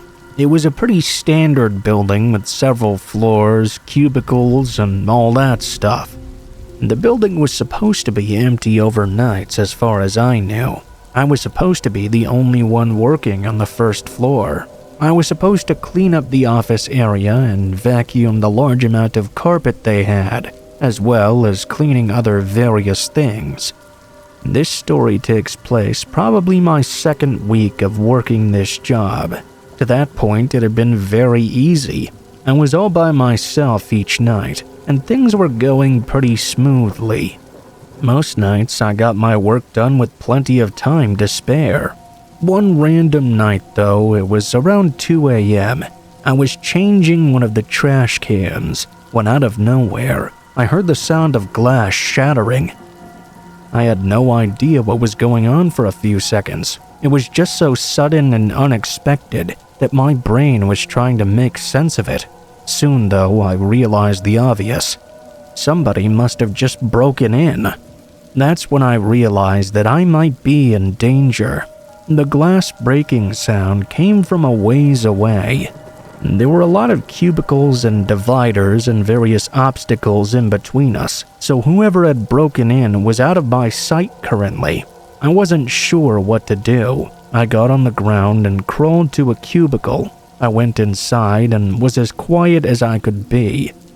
I hid underneath a desk while trying to figure out what to do. I began to hear footsteps moving a ways away. They were obviously inside though. I didn't know who had seemingly broken into the office building, or why the footsteps were currently moving closer to me. I was paranoid they somehow knew I was in here or something. They were still a long ways away, and seemed to slow down a little bit. It was at that moment I made the decision to call the police. It was so quiet in there though. Other than the person walking, I was afraid that if I so much as moved a muscle, the person would immediately notice me there. I was literally sitting there completely still, holding my breath. Whoever was in there randomly stopped and was still a ways away. I couldn't hear much, but I could tell they were lingering in a certain area. This went on for about 2 or 3 minutes. They then started to walk again closer to me. This time they walked within just 30 feet of me. I started to get very nervous. I was thinking they might suddenly decide to look under the desk. I couldn't tell exactly what they were doing from my vantage point. I really badly wanted to call the police, but I couldn't bring myself to do it. I was convinced if I moved at all or talked into the phone, the person would notice me immediately. I slowly reached over to my pocket to try and pull it out quietly. It seemed like I was making too much noise though. I froze and held my breath, trying not to make a sound at all. The person was obviously searching for something in the area. Who knows what they were staying in the area for though? It felt like forever. I honestly don't know how long it was. Eventually, I heard them begin walking back in the direction they'd come from. I continued not to move a muscle. They were pretty far away now, so far that I stopped hearing them at all. I wasn't sure if they had left or if they had simply wandered a long ways away. I waited for a few more moments without hearing anything, and that's when I determined they must really have left. I grabbed my phone and called the police. I spoke as quietly as I could. I was told they were on their way. I remained hidden underneath the desk. In the time that I was waiting, I didn't hear any more noise at all. Eventually, I left the area underneath and was very sure the person had gone by now. When I looked around, nothing seemed to be out of place. The police arrived soon after. I told them what happened. One of the windows a ways away was in fact broken, but nothing appeared to have been stolen. I couldn't be sure, of course, because I didn't know absolutely everything that was in the office building. But I was fairly certain nothing was out of place. After that, I was sent home. The police were going to stay there and do some more investigating. I returned to work there several nights later to continue with my job. For the rest of the time I worked there, I was nervous that something like that would happen again, but luckily there were no more break-ins. I'm not sure who exactly broke in that night, and I never heard much more about it. I have no idea what they came there for in the first place either.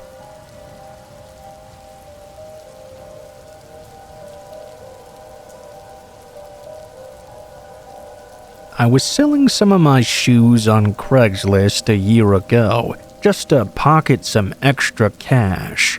I wanted to move out of my old apartment in a few months, and was hoping to get some money to pay for some movers. The shoes were nothing special, but I listed them for generous prices, hoping to get them bought up quickly. I guess Craigslist wasn't the ideal place for shoe sales though, because it took an entire week before I got a single offer. It was some guy whose email had the name John K in it. He offered just $5 less than my initial listing price. It seemed like an unnecessary adjustment to me, but I didn't want to keep waiting for more offers.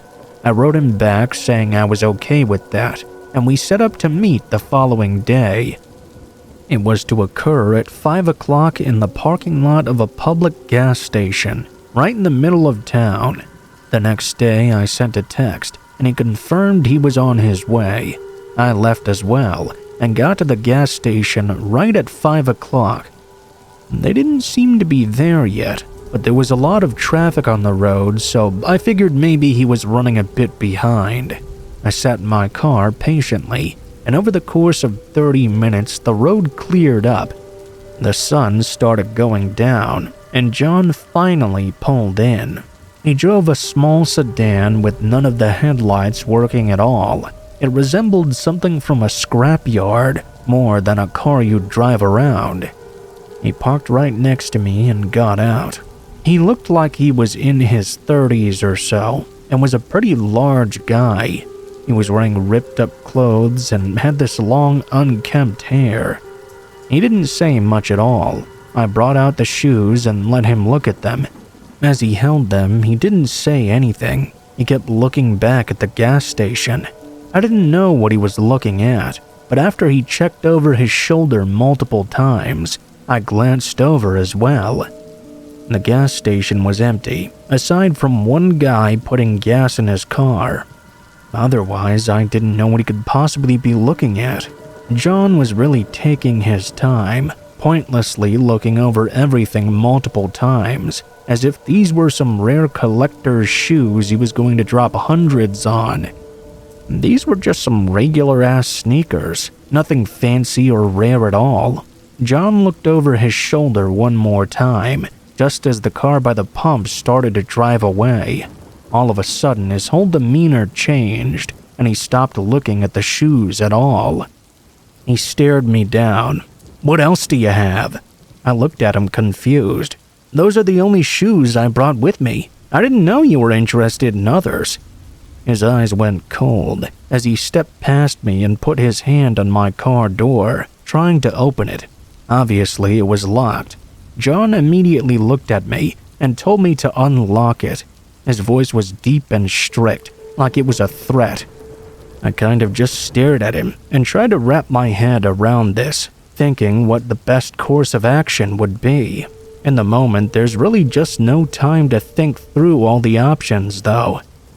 I unlocked the door, knowing that the most he could take with him was a couple of random bills I had in the front seat. Then he said something that I was not expecting at all, though. "Get in." He opened the passenger side door and told me to get inside. I stood there even more taken aback, but now starting to get way more worried about where this was going. I looked behind me, hoping someone else was here, but the gas station was empty. No people or cars anywhere in sight.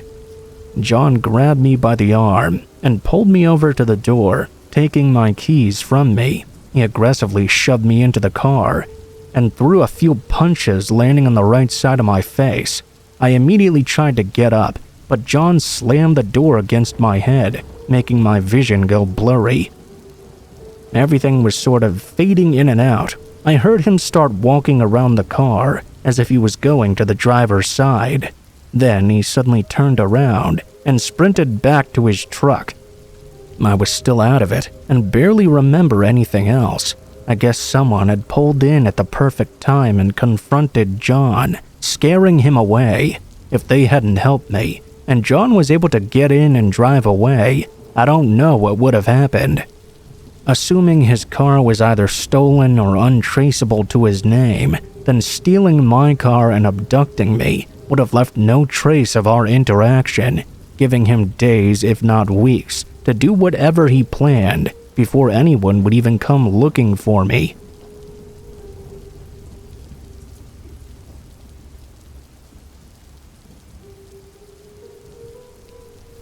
When I used to work at a dollar store, the store was called Family Dollar. I lived only a few blocks away in an apartment. I had a few coworkers at the Family Dollar, but this story revolves around one in particular. It was a guy named Chris. He was a big guy and around my age. Sometimes we would work at the same time, and usually only 2 or 3 people would be working at once. Chris really didn't seem to be much of a talker, Neither was I, for that matter. I did try to have a conversation with him a couple of times, but he would always just give really short, blunt responses. We worked together for about 2 months or so, on or off. One night, I was working with somebody else, and Chris was not there. It was a fairly quiet night on the job, and everything went by as normal. After I got off work, I went back home to my apartment. My apartment was pretty close by, like I said. I lived alone in my place on the second floor of the building. By the time I got back, it was around 9:30 or so. I didn't have to be up that early the next day, so I ended up staying up sort of late. At about midnight, I was still awake. I was at my living room when there was a sudden knock at the front door. It was loud and firm, almost a police-type knock. It startled me and I sat up. My heart was racing. Why would somebody be knocking like this on my door at midnight? I really wasn't expecting it. I got up and walked over. In the process, I could hear more knocking. When I arrived at my door, I looked through my peephole to the other side before answering. My coworker Chris was standing there. It was very strange to see him, because I knew that he didn't live anywhere near this building. I also had never told him where I lived before. He was just standing there, facing my door and looking at it. I chose not to answer. This was just too weird. I kept watching, though, as he stood there for another 5 minutes at least. Finally, he walked away and disappeared down the hallway. I was left wondering why on earth he had been there in the first place. I knew I had never invited him over, and obviously I'd not told him my address either. Well, the next day I worked, I just happened to work with Chris. Not too long into the shift, when things were getting sort of quiet, I asked him why he'd gone to my apartment the previous night. He tried to completely deny it, but I said I'd literally seen him standing right outside my door the previous night. He insisted he wasn't there and said he'd stayed home all day. He even went so far as to claim that either someone who looked like him was there or I had dreamed the whole thing up. I knew that was a lie. I just kind of said whatever and moved on with the work. The rest of the shift went by as normal, and I didn't talk to him at all for the rest of the time. After that, though, I never saw Chris at work again. I found out the next time I went in that he'd suddenly quit and didn't even give a reason why. Obviously, I found the timing of this very suspicious. I haven't seen him anywhere since then. I still wonder what he was doing that night.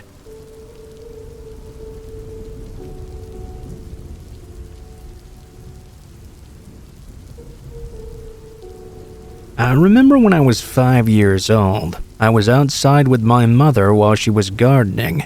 Out of nowhere, a stranger pulled up and walked right up towards her. She was already suspicious of this man because we'd seen him driving up and down the street multiple times, looking over at us. Once he started walking towards us, my mom rushed me inside and locked the door. Once the man reached her, the only thing he kept saying to her was, "Where's your son? Go get your son." He kept demanding this of her over and over until he eventually got fed up. He punched my mother in the face and then left. I didn't understand what was going on at the time, but as I got older, the reality of how scary that situation could have been really hit me.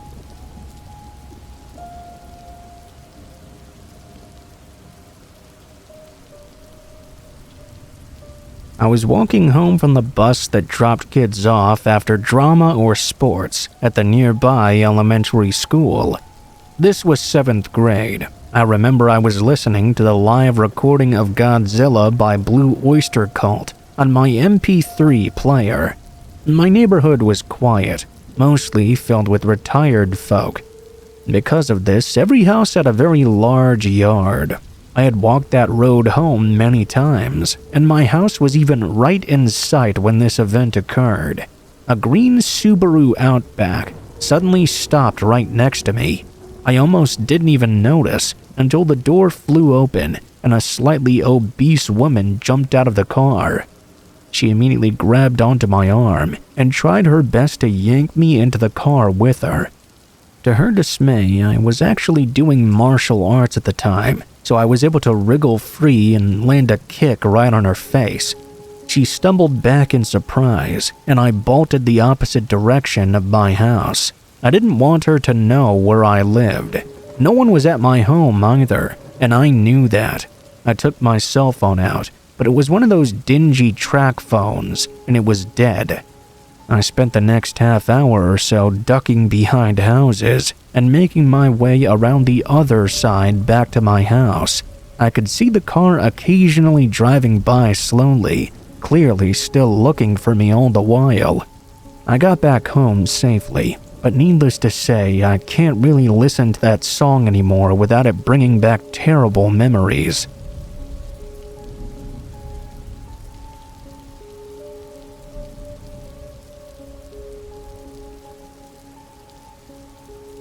This occurred several months ago when I was shopping at a dollar store. I had gone to the local store by my house just to grab a few items. It's always a quick and easy in and out process there because the store is usually not that busy. On this night in particular, there were a few more people than usual, but still far less than the nearest grocery store. I walked in and grabbed a basket and started going down the aisles. I was in the second one when I noticed a man walking past me. The reason I took notice of this particular man was because he was moving really fast. He too was holding a shopping basket, and it had several items in it. The man looked sort of dirty in a very vague way. He had a short haircut but was wearing these old baggy jeans and a t-shirt that was ripped up in various places. He was also apparently the sort to be wearing socks with flip-flops. He whizzed past me, and I heard him go into the next aisle. I looked over to my left and soon saw him zoom past that one and go down a different one. It seemed like this guy was trying to speed run his shopping trip. He was moving through the entire store. I just went back to my own shopping and didn't pay attention to him for several minutes. I think I was in the next aisle when I heard the man approaching again. I knew it was him because I could hear his flip-flops moving really fast around the corner. He came into my aisle and walked right up to me. Then he stopped his frantic pace. He asked me if I could pay for his basket. I looked down and saw it was overflowing with a bunch of random items. Sorry, but I think that's a bit much for me. He turned and zoomed off again, going away from me. I heard him go to the next aisle over and ask the same question to somebody else. They also declined, obviously. At that point, he walked away from them. I wondered why the guy was doing this. I simply returned to my shopping. Maybe 5 minutes after that, I was still browsing when the same guy approached me again. This time, I was in a more open area between a few different aisles. He asked me once more to pay for his entire basket. This time, he seemed angry though. The way he said it was almost in a threatening way. I told him no more firmly this time.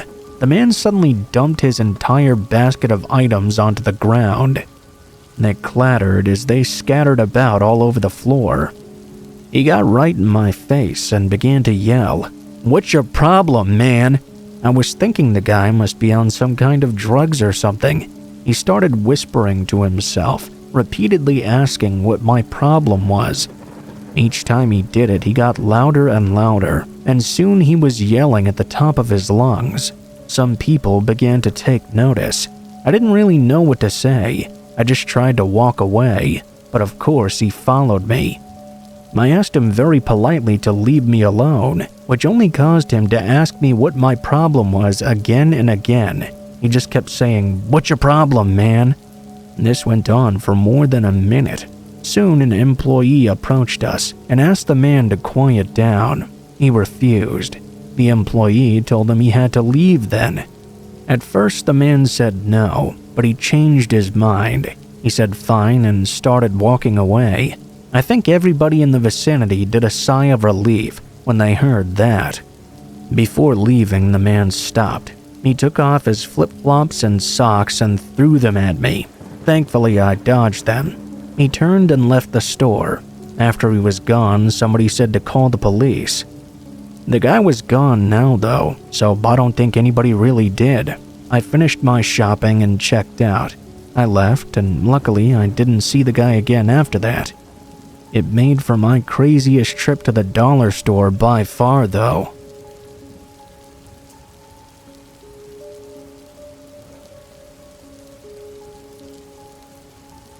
A couple of weeks ago, I was shopping at the Dollar Tree. It was later at night, maybe 30 minutes or so before they closed. The store was very quiet. However, when I got near the back corner, I noticed another woman was there. She was just standing in the very back corner of the store, staring at me. Not just looking at me, though. She was glaring like she was very angry with me. It was a strange sight. When I first saw her, my only thought was that it was strange. I was also sort of confused. Overall, I just looked away quickly and kept on with my shopping. I went to another area, but eventually I had to go back past the woman. When I did, she was still there and was still staring at me in the same way. There was something so creepy about it. I made sure not to go near that area of the store again. I finished soon after. I was inside the store for maybe 10 more minutes. I didn't see the woman at all for the rest of the time I was in there. I checked out as quickly as I could and left the store. After walking out, I was going out to my car in the parking lot. It was dead silent and dark out there. When I'd almost made it to my car, though, I saw the woman standing there in the lot, next to another car about 50 feet behind mine. She was staring at me, just like before. It was almost like she had been waiting for me. It was one of the creepiest things I'd ever seen. I quickly jumped inside my car and locked the door. The woman just kept standing there and staring. I left as fast as I could. She didn't attempt to follow me or anything as far as I could tell, but I was still really weirded out by the whole deal. I made it home just fine. About 2 nights later, though, I found myself going to that same store again. It was just so close to my place and convenient to shop at. Plus, it was really cheap, obviously, with it being a dollar store and all.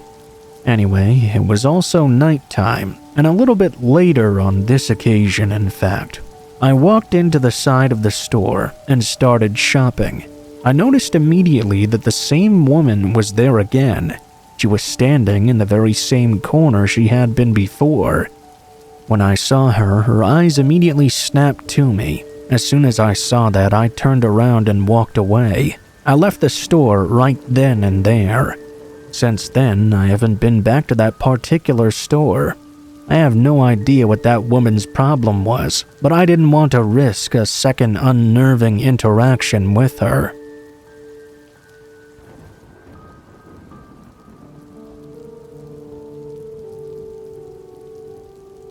It was around this time last year when I decided to use Craigslist as a means to sell a few things. I had to get rid of some stuff. My house was getting pretty cluttered and I planned to get some new furniture. With winter right around the corner, I wanted to get these things out fast. The main piece I was selling were these 2 lounge chairs in my living room. They were really huge and a bit outdated. They were still fully functional though, and didn't have any stains or rips on them. It only took about half a day for a few responses to come in. 2 of the 3 gave me low-ball offers though, so there really was only one guy who was serious about buying them. He wanted to take a look at them after work that day, sometime around 6 or 6:30. I of course agreed. I was just happy to get them out of there quickly. Now, I'd usually try to meet up somewhere public, but honestly, I didn't have a way to transport the chairs, and even if I did, I didn't think I could lift them all by myself. Anyway, I sent him my address and told him to come at 6 o'clock. I turned on the front porch light and opened the curtains on the windows, then sat in the living room on my phone while I waited for this person to show up. Probably 20 minutes passed by before a truck pulled into my driveway. They took a few minutes before getting out and walking up to the front door. I said hello and let him in. He was an average-looking man, late 20s or early 30s, wearing some typical work clothes. His name was Matt, apparently. He started up some small talk, telling me about why he was so excited about getting this furniture. The guy seemed really nice all in all. I felt quite relieved, actually. This would surely be a quick and easy process. He walked around the chair and sat down in it. He seemed to enjoy it, and we talked about the price. He was good to give me what I'd listed it for. Just as we were about to exchange cash, though, we both heard a car door slam shut. It sounded like it was right in the driveway where he'd parked his truck. Matt quickly went outside to check on it, and I just watched, not really sure entirely what was going on. I looked through the window. There were no other cars out there. Someone had to have been messing with his truck. A minute later, Matt came back in. He was clearly angry and said someone had stolen a bunch of things out of his car. I could tell he was not nearly as trusting of me anymore. He clearly thought I had something to do with this. Obviously, I didn't. I said that, but I guess he was right to be skeptical. I was also right to be skeptical of him. I didn't know if this was some sort of setup or anything. Before anything further could be worked out, though, we heard footsteps approaching the front door.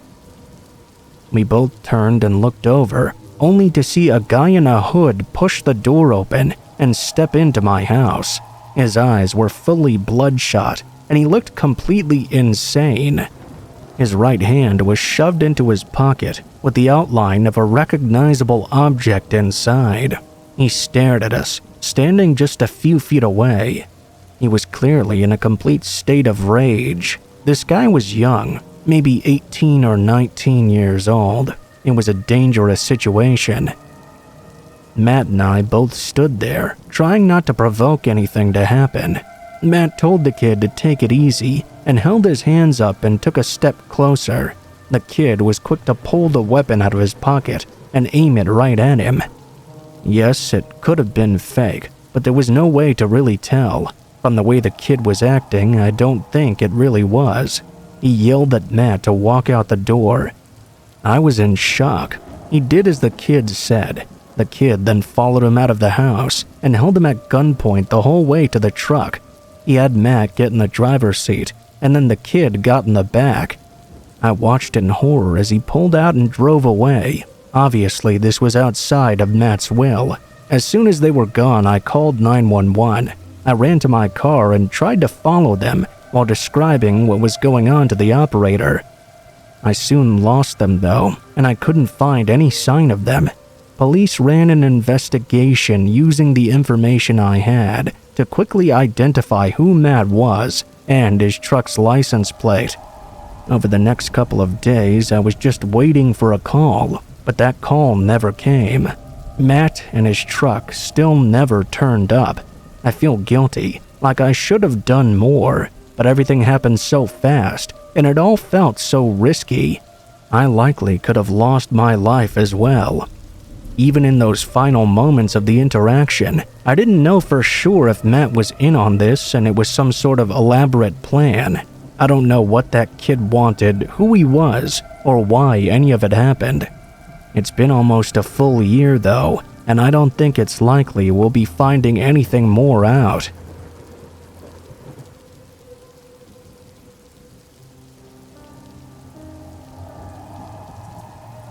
For a while, I worked as a janitor at a university.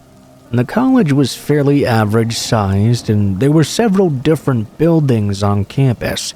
There were a few other janitors working there, and we would all have certain buildings we were assigned to clean. Those would occasionally change as well. so basically I would just do what I was told. When I worked, it would mostly be the afternoon into the night. I would get off at around 10 or 11 p.m. One night, I was working in one of the buildings that had classrooms in it. It was on the west end of campus, sort of on the edge. I got inside the building in the evening, after all the classes for the day had been completed. There were still a few students around studying and such, but not very many. As the night went further on, there was less and less. Most of the time, things were very similar from one building to the other.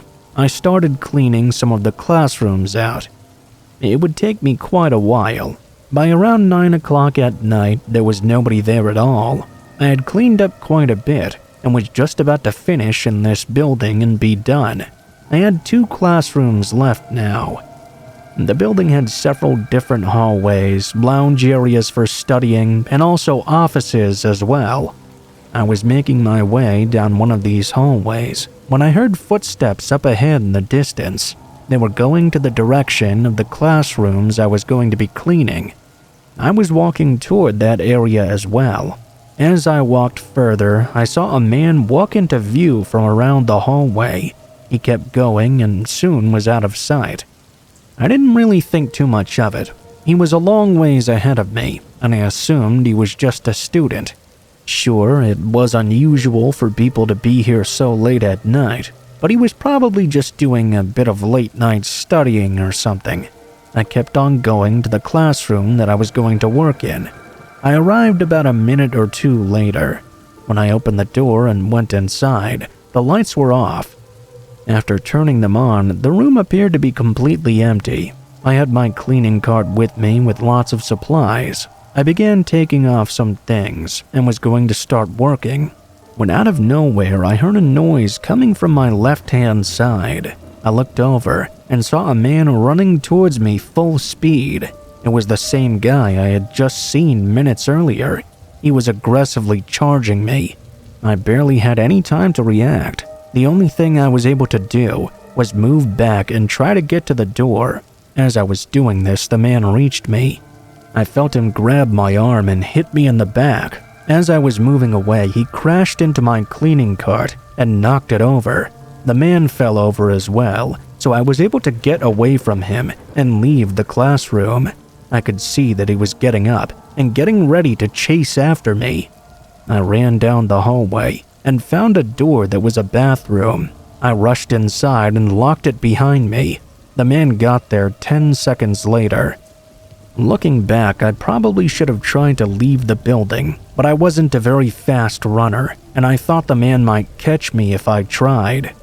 He began to try opening the locked door, and then started slamming on it with something. Luckily, I had my cell phone on me. I dialed 911. As I got on the phone with police, the man was still ruthlessly slamming the door. I didn't know what on earth his problem was. He continued to try and get inside. I didn't say anything at all. I was worried the door would break, even though it was pretty strong. It seemed to be holding up well, but the man would not let up in his assault. He continued and hit it more and more. The more he bashed against it, the more the door seemed to shake in place. I soon heard the sound of other people in the building. I knew that must be the police. Before I knew it, they reached the man and stopped him from trying to get in.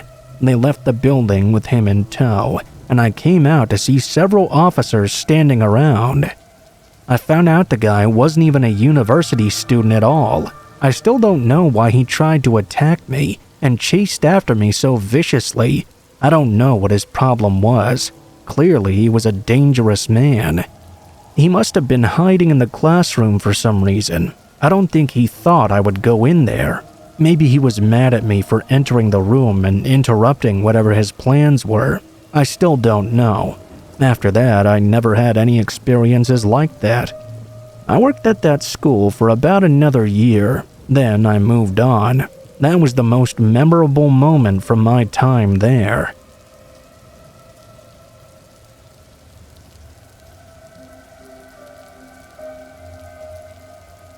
For the past decade, I lived a quiet life in Utah. I own a small cabin in a town of people living the same type of life as me. There's a town center for shops and everything, but most people own cabins and houses a few miles out. There's either farms or just plain land all around. I didn't farm or anything myself, but I do have a lot of grassy land that borders some mountains. This happened almost 10 months ago. It was around 8 p.m. one night. I was sitting outside by the fire pit on my laptop.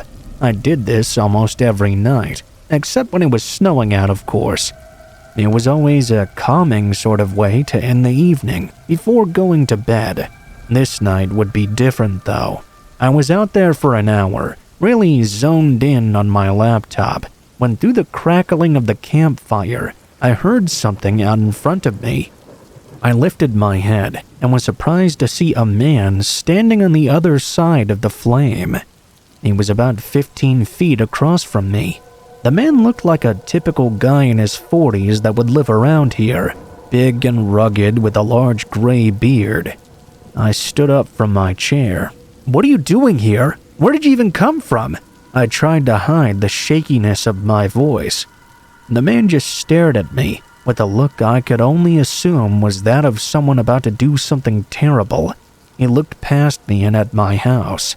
I kept my gaze on him as he began walking toward the front of the cabin. He went up to one of the windows and peered inside, saying something I couldn't understand under his breath. He turned and started to walk away. I called out to the man again, asking what he was doing. I threw in some unfriendly words as well. The man acted as if I didn't even exist. He walked all the way to where the grass met the trees, and then he disappeared. It was completely insane. Some guy appearing out here by my house was no accident, especially not at this time of night. The way he was acting was beyond strange. It was like he was looking for something in particular and had no fears whatsoever of intruding on me. I put out the fire right away and went inside. I locked up the cabin and grabbed my sidearm just in case. I didn't think he was going to come back, but I couldn't be sure about anything anymore. As far as the police go, calling them out here would take way too long to be a viable option. If something were to happen, I would be on my own. That's just kind of the way things are up here.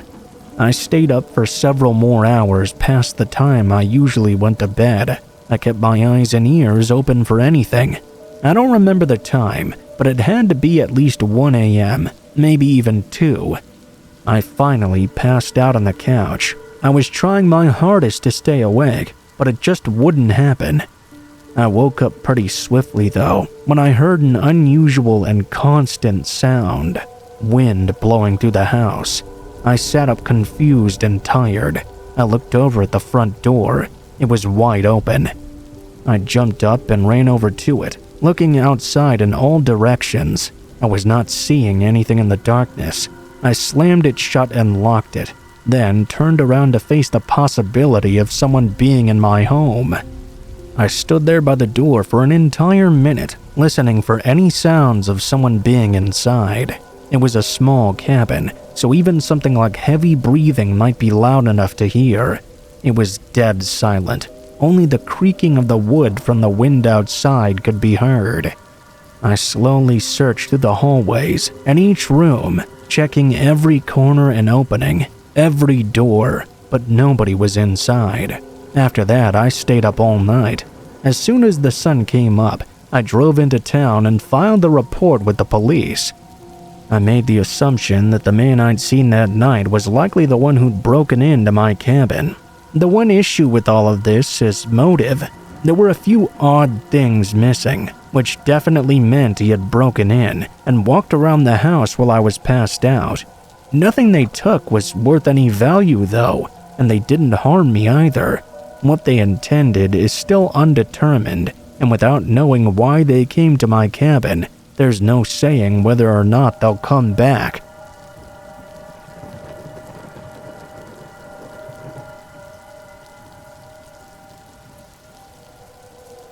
I used to deliver for Uber Eats sometimes. It was something I did mostly on the weekends to earn some extra money. I would make deliveries in my car all around the city that I lived in. One night I was working like any other.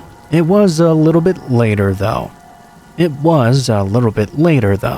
I got a delivery which was from a nearby local restaurant. I drove there and picked up the order, then left. It took me just a little more than 5 minutes to reach the address where I was delivering to. It was in a pretty large neighborhood that had a lot of homes in it. I parked on the side of the street in front of the house I was supposed to deliver the food to. Then I got out of my car. As I did so, I noticed it was pretty dark and quiet on this street in particular. There weren't any other cars driving down, and nobody else was outside. I guess that wasn't really a big surprise at this hour. I walked up through the front yard to the front step of the home and rang on the doorbell. After I did, I looked around. I noticed that there was a man walking down the street a ways away. He was heading in the direction where I was. The owner of the house answered the door, and I handed him his food. I turned and left to go back to my car. I walked back through the yard and got inside my vehicle. That's when I noticed that the guy I'd seen walking down the street earlier was approaching me directly. I started my engine. After I did this, the man stopped at my driver's side window and knocked on it. I rolled it down slightly, wondering what this man wanted. He was of fairly average height, kind of skinny with long, stringy blonde hair.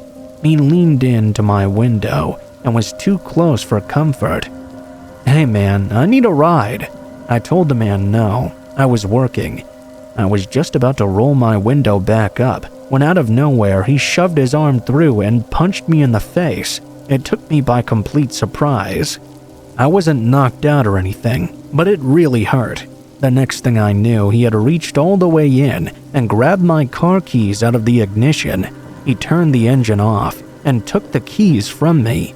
I was still recovering from the punch at this point, sort of in a daze. He'd suckered me right in the left jaw. He opened up my driver's door. I got out on my own because I wasn't in a mood to try to fight this guy. He already had an advantage, having my keys, and he'd already landed a solid blow on me. I didn't know what this guy was capable of. I took off running in another direction. The guy got into my car and drove away. I did have my cell phone with me, so of course I took it out and called the police. I waited for them on the sidewalk, and by the time they arrived, obviously the guy was long gone. I told them everything I could and got my jaw looked at as well. Luckily, all I needed was some ice for it. Several days later, the police located my vehicle, abandoned on the other side of town. It was in a mall parking lot. Several days after that, the man who stole it from me and hit me was apprehended.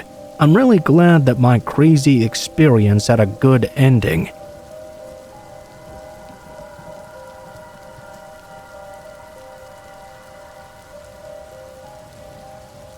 Two years ago, I lived with my younger brother on the East Coast.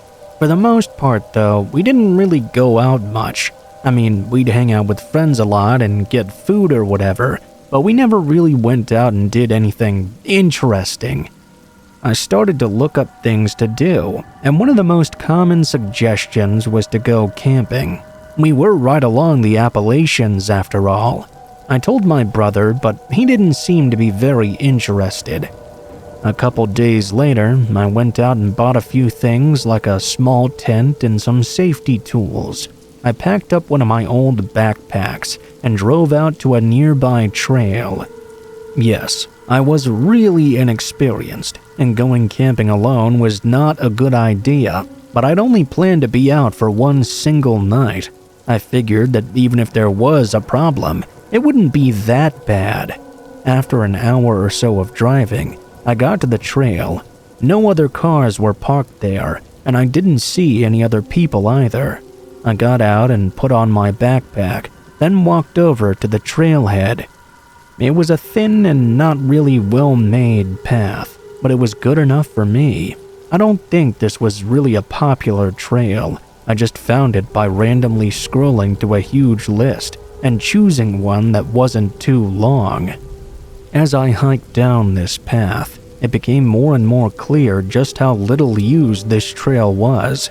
Bushes were overgrown and blocking the way. In some portions, the grass had even grown over it and made it really hard to tell what was the trail and what wasn't. After an hour, I made it to the end. After seeing the trail, I reached about what I expected the campground to be. It was a small and mostly overgrown space, but there was something I noticed right away. It really caught my attention. There was a pile of logs on the other side of the campground. I walked over to it and saw that charred flakes of wood were blowing off in the wind. It had to have been used very recently, maybe even just the night before. I looked around again, not seeing any tents or signs of anyone else being there. I was unsure about things. I went to the other end and put my things down, then got to work on the tent. It wasn't that late yet, so I took my time to make sure the tent was well made. Once I was done, I took a breather, sitting down and chilling for a minute. There was about an hour left of sunlight. I spent it eating and sitting inside the tent on my sleeping bag. After a while, I could tell the sun was setting. Soon after, a sound came from somewhere nearby, a crackling sound, like from a campfire. I unzipped the opening and stepped out. Immediately, I could see a man sitting across the campsite, right next to where the half-burnt logs were. He was an older man, probably in his late 40s, but there wasn't much else I could see from the little amount of light coming through the trees. He was already looking right at me. I nervously waved my hand at him. The man waited a few seconds, then lifted his hand as well. I went around to the back of my tent and got a pile of sticks, then made a small campfire. It only took a few minutes before it was completely dark out there. The only lights were from our campfires. I kept looking over to see if the man had a tent or a backpack or anything. All I could see was him. Every time I looked, I got more weirded out and uneasy. Where did the man even come from? My tent was set up right next to the trail, so surely I would have heard him walking by. That is, unless he'd come from the other side, which was nothing but empty woods. I sat out there for at least an hour, probably 2. I never saw the man move from his spot. He just sat by the fire with a 1,000-yard stare. Eventually, I went inside my tent, figuring I had to be overthinking all of this. Surely the man was just another camper. He was on a public camping ground after all. I laid down and tried to get some rest, but I don't think my mind would let me sleep. I just stared at the ceiling and listened to the faint crackling of the man's fire. I was in there for another hour or so before I heard leaves slowly crunching. Someone was making their way toward my tent.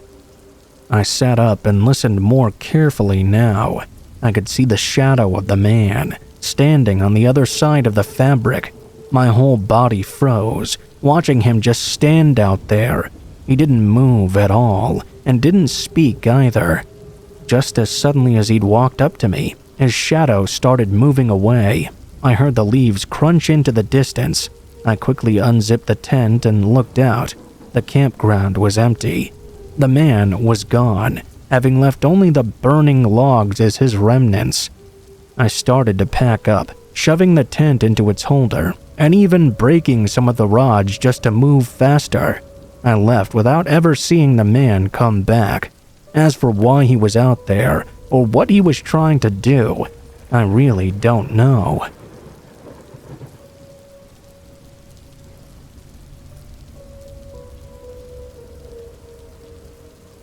Back in the day, I delivered on Postmates for a while.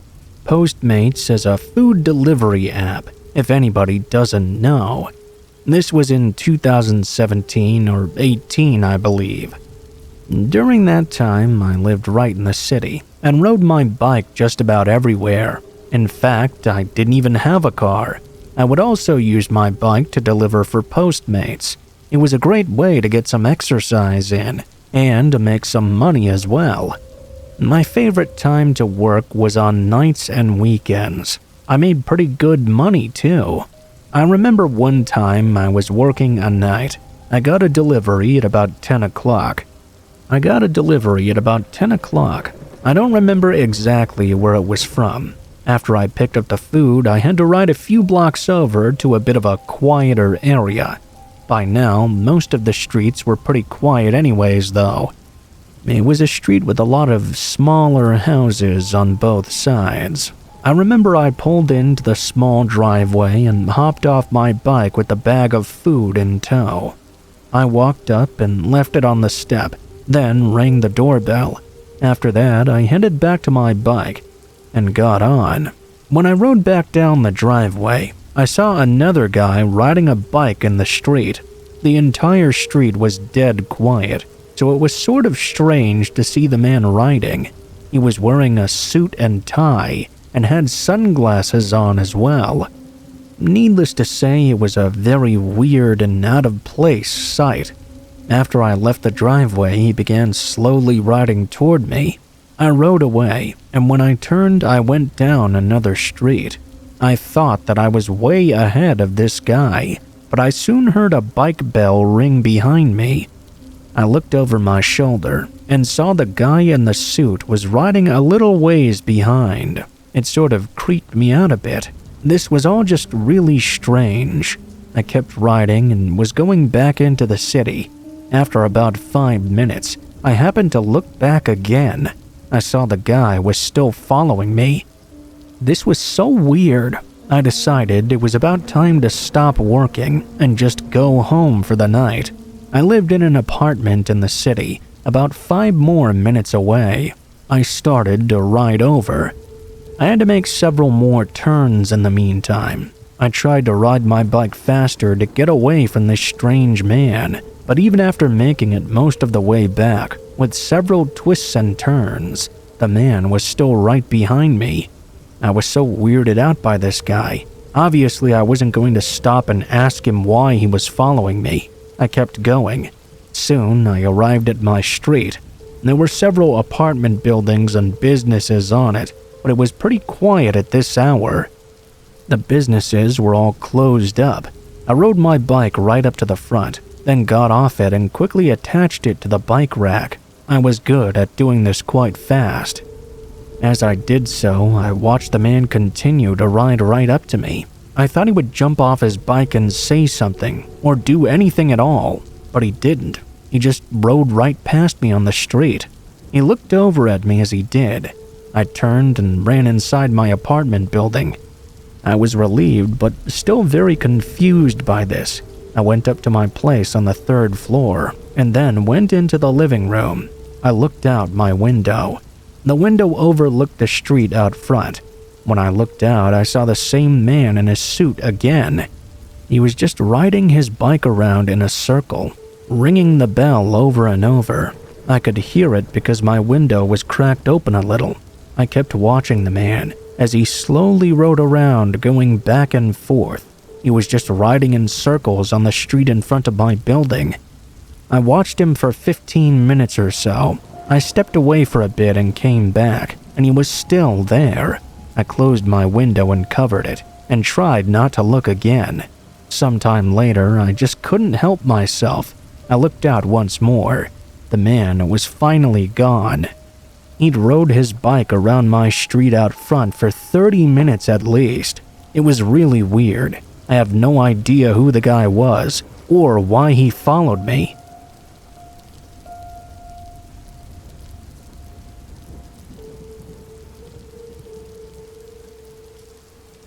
When I was maybe 7 or 8, I lived in Compton, California. We had a small garage that was at the end of a closed alleyway. My cousin's brother and I would go out and play soccer or ride bikes down that alley when we could. Those were kept in our tiny garage, by the way. One day, we went down to get the bikes out of the garage. when a black SUV that looked like an Explorer sped down the alley and skidded to a stop right in front of our open garage. I think it was an attempt at blocking our view of what happened next. All of a sudden, a bald guy was thrown out of the car. 5 more bald Latino men in white shirts and jeans jumped out and began savagely beating the man on the ground. One man stood guard in front of the SUV while this was going on. I guess he'd failed to notice that we were there. I told my younger cousins and brother to run inside as I shut the garage door. We took off running into our apartment complex to hide. The guy standing guard saw us when we took off, but no one followed us as far as I know. Still though, that was one of the scariest things I ever saw when I was a kid.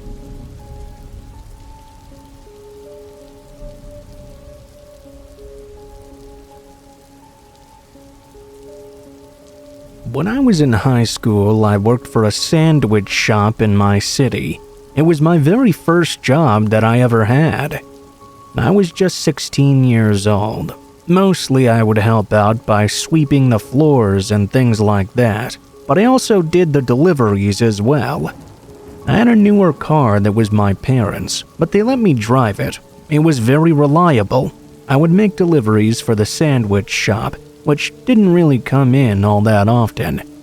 We'd maybe get like 1 delivery every hour or so, if that. It was much more common for people to just come in and grab their sandwiches, or pick them up after ordering ahead. One night, when things were pretty quiet, we got a delivery order at around 10 p.m. or so. The sandwich was made and I grabbed it up and headed out to make the delivery. I got into my car and punched in the address. I remember it was about 10 minutes away. I knew the area decently, but not all that well. I was still a pretty new driver at the time. This was a neighborhood I had never been to before. It was an apartment complex that looked kind of old and run down. I parked right on the side of the street and walked over to the apartments. They opened up to the outside. I looked at the unit numbers and followed them until I got to one that I was delivering to. It was on the very far end and a ways away from where I'd parked. I began to notice that things were very quiet. I rang the doorbell next to the door, and nothing happened for a while. I figured maybe the doorbell was broken or something. I knocked on the door to let them know I was there. Even more time went by, with still no response at all. All of a sudden, out of nowhere, the door swung open. Nobody was there though. Whoever just opened the door must have been behind it the entire time, and then went around the corner after opening it. I didn't really know what was going on here. I looked further inside the apartment. It was pitch black in there. There appeared to be a kitchen right inside, but I could hardly see anything at all. Not a single light was on in there. Obviously, there was no way I was just going to step inside like that. I announced that their sandwich delivery was here. Nobody responded to me. Not after seeing or hearing me there. For another minute or so, I waited for any response. I walked a bit closer. I put one foot inside and looked around to see if anything was in there. I still couldn't see anything. I asked again if anybody was there. Still no answer. It was really quiet inside, when out of nowhere, I heard a really creepy laugh coming from deeper inside. It sounded like a deliberately creepy cadence. I couldn't pinpoint exactly where it was coming from, so I backed away, feeling more than a little unnerved now. I was trying to figure out what to do. I didn't want to get in trouble for not delivering the order. I heard more of the laughing. It was just so creepy sounding. And then someone finally spoke, in as deep a voice I imagined they could muster. "Come in, come in." The voice sounded like it was fake, like it was being run through a voice changer to be really deep. It really freaked me out. I put the sandwich on the ground in front of the doorway and then ran back to my car. I drove back to the restaurant and paid for the sandwich with my own money. I didn't want to tell my boss about what happened. Looking back with the benefit of hindsight, my boss probably would have been perfectly fine with it and not even got on my case at all. He was a really nice guy, which I would find out later. I was too embarrassed to admit that I had been scared off, though. I mean, I never saw anyone in there, and they hadn't directly threatened me or anything, but it was a very suspicious and shady situation. That was my scariest experience I had working there.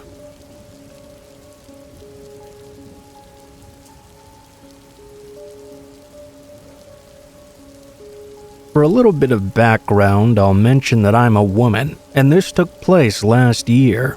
I was shopping at a dollar store called Dollar Tree. I don't go there very often, but on this night I did. It was around 7:30 p.m. or so. When I got inside, the store was very quiet. I only saw one or two other shoppers and maybe a single employee around the store area. I shopped around and grabbed up my things, then went to the front to check out. Working at the checkout lane was a man that had dark hair, somewhat short. The man was also kind of short himself. When he scanned all my items, he was making various comments on all of them, saying stuff like, "What's this for?" It was pretty annoying, but not a real big deal or anything. I just tried my best to ignore him. After checking out, I remember that guy saying, "Well, now I'm off." He turned off the light to his checkout lane. I just said, "Oh, okay, that's cool." I started to leave, but the guy followed behind me as I was walking. He asked me where I was going after this. I told him I was just going home, and he started pestering me. He kept following me even as we left the store. It was really weird. I hadn't been expecting something like this at all. As we were walking through the parking area, the man asked me to go with him. I asked him what in the world he could possibly mean by that. He just said, "What did I just say? You want to go with me? My car's right here." I said no thanks, but he continued to follow me. Even when I got up to my car, he was still right there. I told him I'd better get going and unlocked my car door. I started to open it, but in the very instant I did so, the man grabbed the door frame and forced it wide open. He was trying to make his way inside. I knew there was no chance I would be able to get in and drive away from him in this situation. So instead, I turned a 180 and began to sprint away as fast as I could. I still had the keys in my hand, luckily, so he wouldn't be able to steal my car or anything. The man started to chase after me, but I had a good 10-foot head start on him. The dollar store was part of a larger strip mall, which had at least 5 other stores in it. I sprinted towards one of the other, more busy ones. When I was about halfway there, I could tell the man was running behind me, but I didn't dare to look back and see how close he was. I made it to a Target department store, which was at the end of the strip mall. Once I got inside, the man didn't appear to be following me anymore. I called the police and waited for them to get there. It took about 5 minutes. When the police arrived, I went back out to my car with them, but of course the man was long gone. He had already fled. I told the police the whole story. They went inside the dollar store and spoke with the other employee who was working there. They knew who the man was, thankfully, and the police were able to locate him pretty soon after. I'm glad that they caught the man in the end. He was such a creep, and I feel very fortunate to have been able to get away from him that night.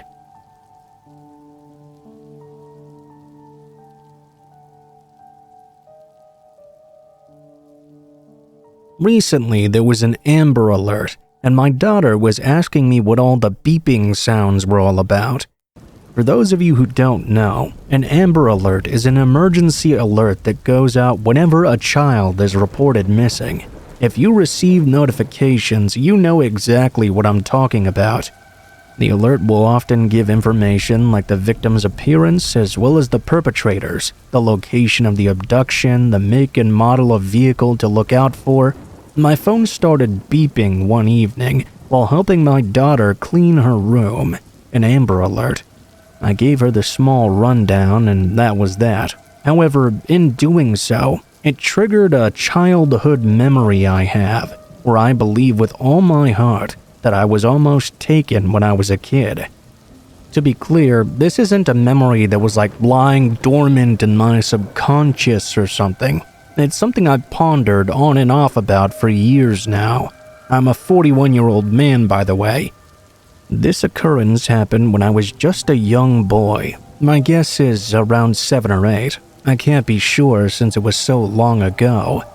My parents took me to a neighboring city to do some shopping. We lived in a rural town with not much to offer, so from time to time we would head down to the city, about 45 minutes from where we were situated. It just kinda had more to offer, honestly. They would take me up there for school clothes shopping, out to eat because the restaurants were better, and to grab stuff because my mom was a crafter. She really loved to make crafts. It was her thing. There were various different craft stores and a fabric store, and she really liked going to that one. This specific trip, we went to a fabric store, Joann's Fabrics to be exact, I believe. It was a pretty large store. As a kid, I guess almost every place seems big, but no kidding, this was a gigantic place. My dad sat out in the car while I went in with my mom. He did that a lot. He wasn't so interested in these things as we were. Can't exactly blame him there.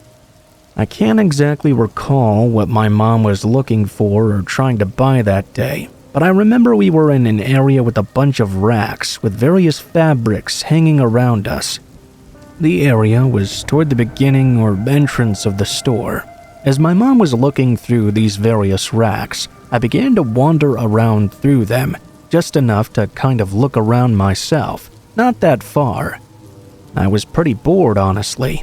I could see my mom through the racks just a bit away, so it wasn't like I'd lost her or anything.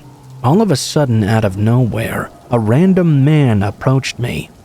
I didn't even see what direction he'd come from. It was almost like I was there by myself 1 minute, and then the next I looked up and this guy appeared out of thin air. He had come in fast and out of nowhere. I looked over to where my mom was. She had moved a fair bit away, but I could still see her. There was a good distance between us at this point. Here I am standing in this maze of fabric with this older guy. He then whispers to me, "Hey there, little boy. How you doing there?" I remained silent because this took me off guard. "Where are your folks at? Are you alone in here?" I stayed quiet and tried to ignore him. "Hey, come here. I got something cool to show you." At this point, he started advancing toward me, slipping through the racks to where I was. I quickly started to go the other way, but he swiftly moved to cut me off at the middle. I was scared. I became instantly aware this man was dangerous, and he was trying to grab me. "Come here," he barked. I jerked to the left, and he did the same. He got this wild look in his eyes. Whichever direction I tried to flee, he moved to cut me off. There was a big rack between us, though, and I'm thankful for that. After some back and forth movements from me and the man, I finally locked in on my mom. "Mom, help me!" You would have thought I'd screamed bloody murder. It was so loud it got my mom's attention immediately. "What's wrong?" she asked. This obviously startled the man. He looked over my shoulder in the direction of where I was looking and confirmed that my mother really was there. His demeanor immediately changed, as if everything was just fun and games and he had just been messing around. "I was just playing with your boy here. No harm, ma'am." My mom came to where I was, and as we reconnected, the man tipped his hat at my mom and swiftly slipped his way out of the store. I explained to my mom everything that happened. I was so upset and shaken up. She told me I'd done the right thing by yelling and getting attention. It was terrifying for sure, and I'm grateful the man wasn't able to grab me and escape. Could I have been imagining things? Maybe this guy really was just messing around. I don't think so, though. I think very much he had nefarious intentions. Why would a random old guy be perusing the fabric store anyway? And if he was there for something like crafts, why leave immediately when confronted? He truly was up to no good.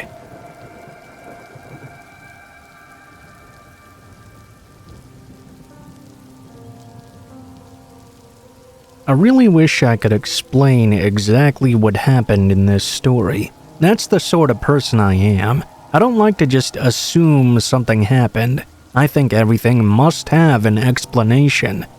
But for the life of me, I just can't figure this one out. It's a pretty simple experience I had. I was trying to get away from it all for a while. I do this about once or twice a year, going out camping by myself. It's really the only way I can feel like I truly have time all to myself and can unwind in a good way. About 5 years ago, I set out on one of these solo camping trips. I hiked out into the woods looking for a nice spot to set up my tent. I found one and set up my whole camping site, prepared to spend a good 5 nights out there all by myself. I recall being particularly stressed out that year, so I was really in need of the time. I had a nice serene spot that was not too far off from a creek where I could do some fishing as well. The first night sleeping in my tent, I thought I could hear someone walking outside around the campground. However, when I turned off my lamp and listened in, the sounds disappeared altogether. Of course, I thought it was just my imagination at first and turned my lamp back on.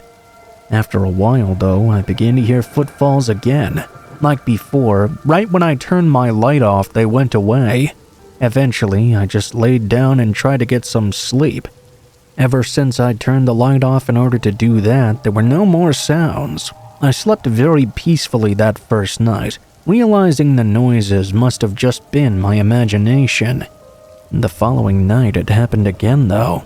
This time, while I was laying in my tent sleeping, it sounded like someone was walking around in circles outside my tent. Just like before, when I turned my lamp off, the sound immediately stopped, and it would start again when I turned my lamp on.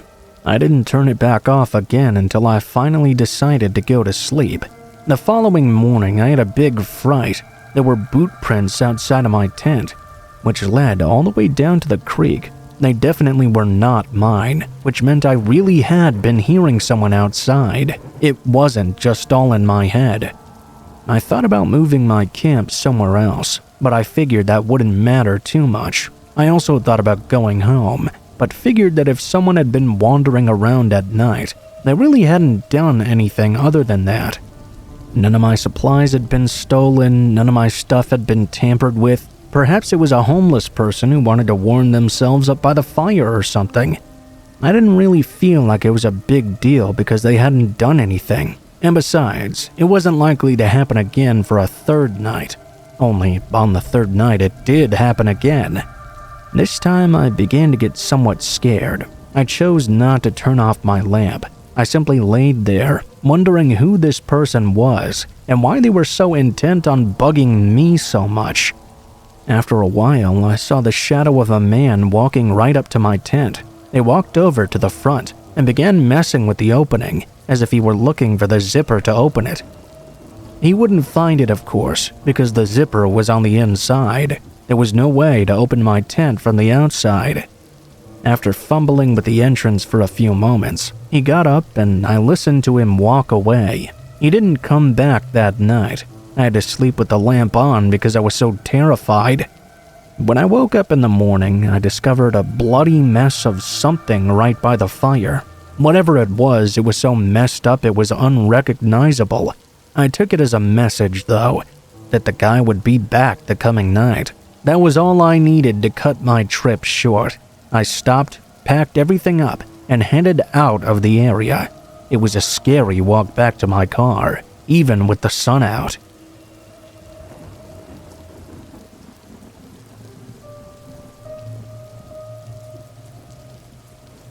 Although I grew up in a pretty bad neighborhood, it was not one of the worst. There was a bit of crime and violence happening all the time, but it wasn't so bad there were drive-by shootings or lots of murders or anything like that.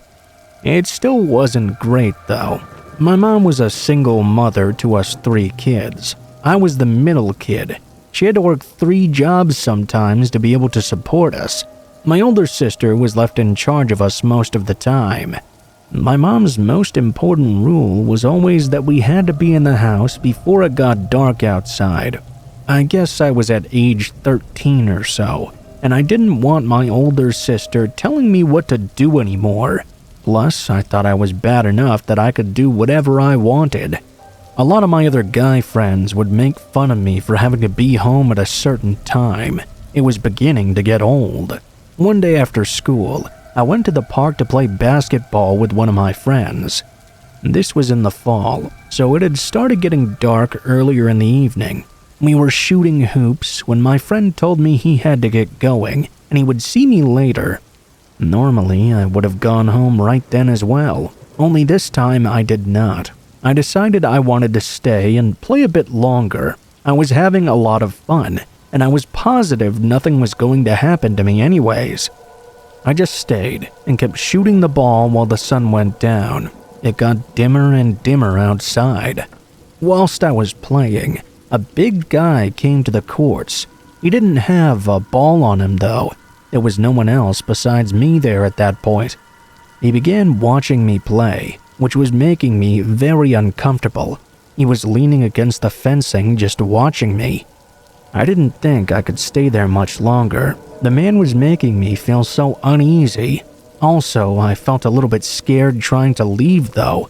I mean, if he was a real bad guy and saw me leaving, surely he would think I was leaving because he was watching me.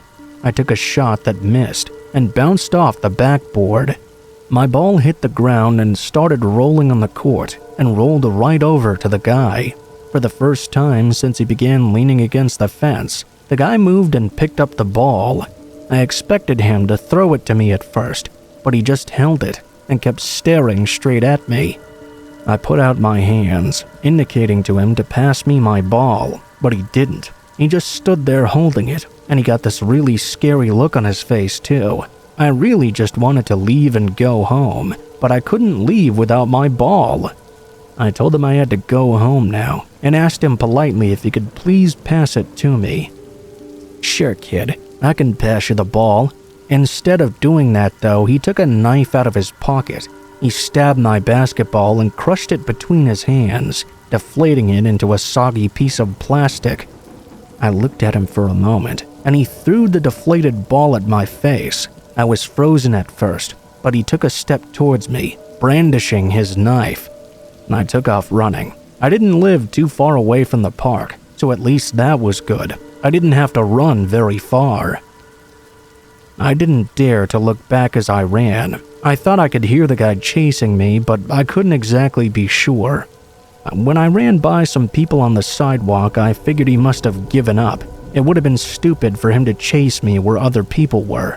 My older sister was actually very nice about it, and didn't tell my mom that I had been out later than I was supposed to be.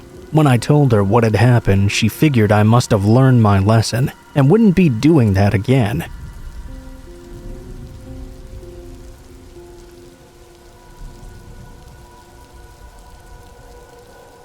I guess this is a pretty typical story, but it happened and it was very scary.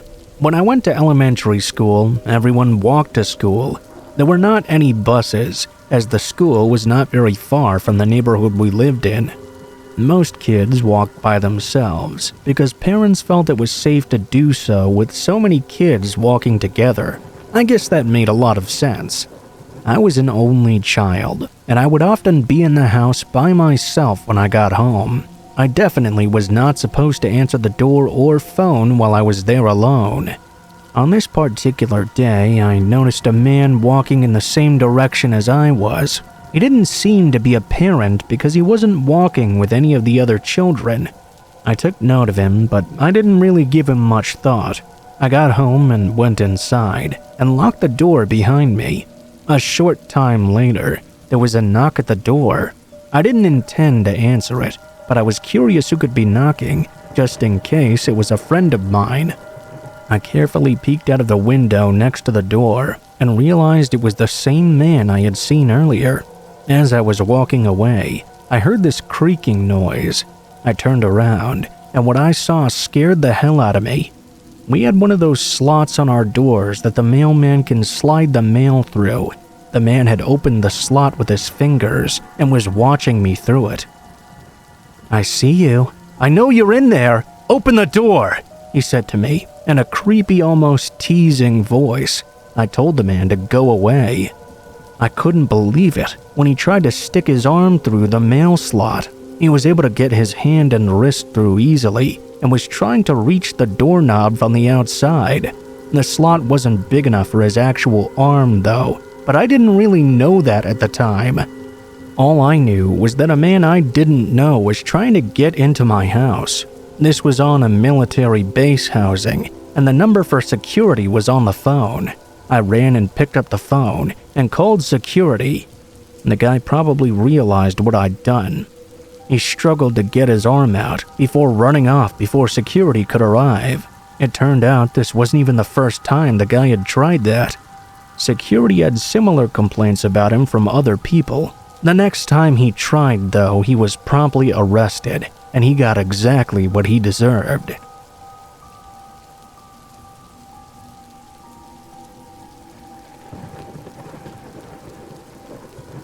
First, I need to start off by saying that I used to never have a fear of heights.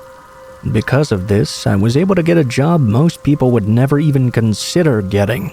I mean, even people who didn't have a fear of heights would hesitate to take this job. I worked as a window washer on a very, very tall skyscraper. The job paid decently, but it wasn't really anything special. A lot of people would just not like to be that high off the ground, but it never really bothered me.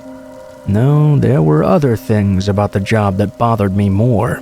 If it was a really sunny day outside, oh boy was that job really miserable. Let's just say the sunlight reflecting off the windows would be very, very hot. If you didn't wear sun goggles or at least sunglasses, which pretty much everyone did, you might even go partially blind. Even with those, it was still really bright. Sometimes you wouldn't be able to work due to the weather, and losing out on paydays was a real bummer. Beyond that, there were also times when the rigging would suddenly quit working, and you would be stuck on the side of a skyscraper for a long period of time. Thankfully, there were tons of safety measures to prevent you from getting killed. The washers always worked in pairs and communicated constantly with one another. You wear a harness connected to ropes to keep you from falling and dying as well. Even with all the extra precautions and safety measures though, accidents can still happen. The worst happened to me when I was actually having a really good day. My partner and I were making good time, and everything was going absolutely perfectly. It was a little bit windy that day, but nothing that would be considered too dangerous. All of a sudden, though, everything changed. There was an incredibly strong gust of wind, and something went wrong. I heard a loud snapping noise that I will never forget in my entire life. All of a sudden, one side of the rigging dipped toward one side. It was the side I was working on. I rolled to the side of the rigging, hit it hard, and then rolled over the edge. Now, I had my harness equipment on, so I didn't immediately plunge to my death. I can't say I was thinking clearly about that at any point in time, though. I was literally just hanging there, 19 stories off the ground. I wasn't someone who was scared of heights, but suddenly I was left contemplating what would happen if the harness broke, or if the rigging broke any further. My partner came over to try and help me, but this was a futile effort. He could reach me, but I couldn't reach the rigging to climb back on. I kept looking at the ground, wondering if I was going to fall to my death at some point. I began to panic, which just made everything worse. I started flailing about and being blown by the wind, causing the rigging to sway back and forth. That could have easily caused more danger if I wasn't careful. It took everything my partner could do to try and calm me down. I was only calm on the outside, though. On the inside, I was terrified. I expected something else to go wrong at any moment. Well, obviously, if I died, I wouldn't be here to tell you this story, so I guess we know that didn't happen. I was stuck up there for a long while, though. Afterwards, I wasn't able to continue working on the job. That incident gave me a crippling fear of heights. I can't even go on a roller coaster now because whenever it gets to the top, all I can do is see 19 stories down and remember that feeling of almost falling to my death.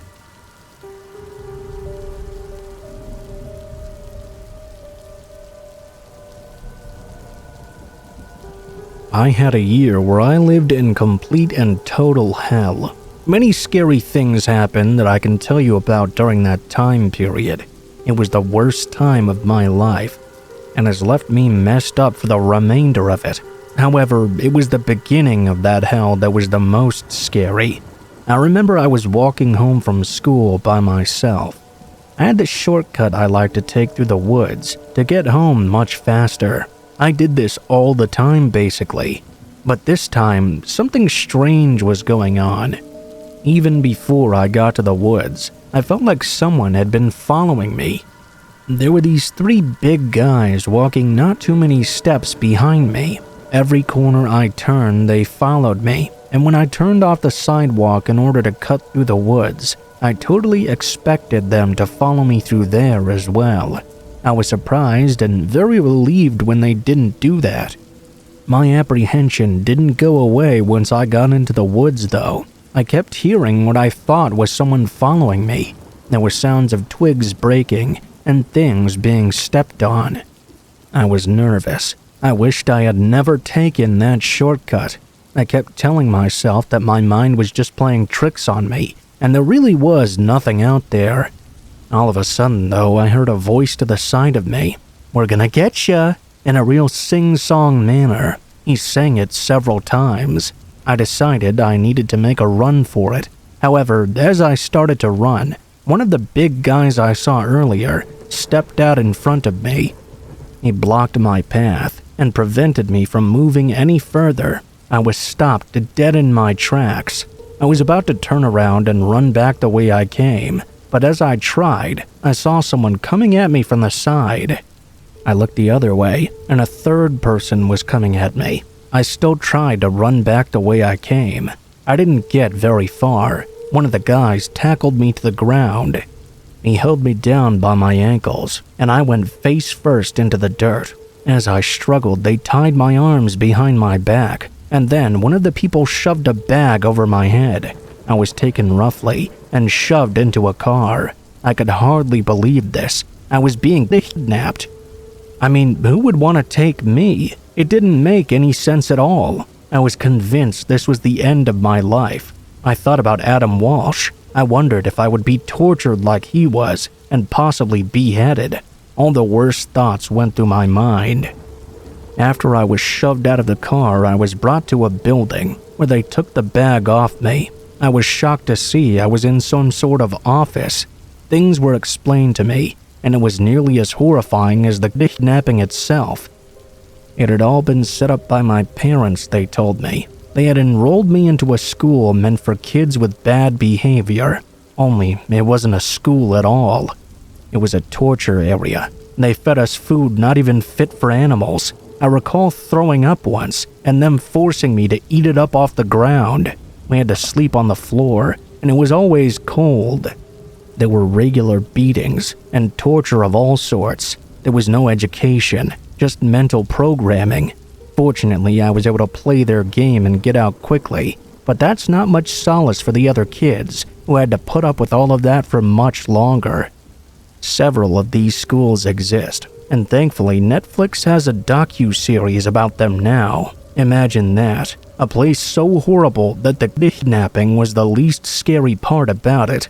Things like that should not exist.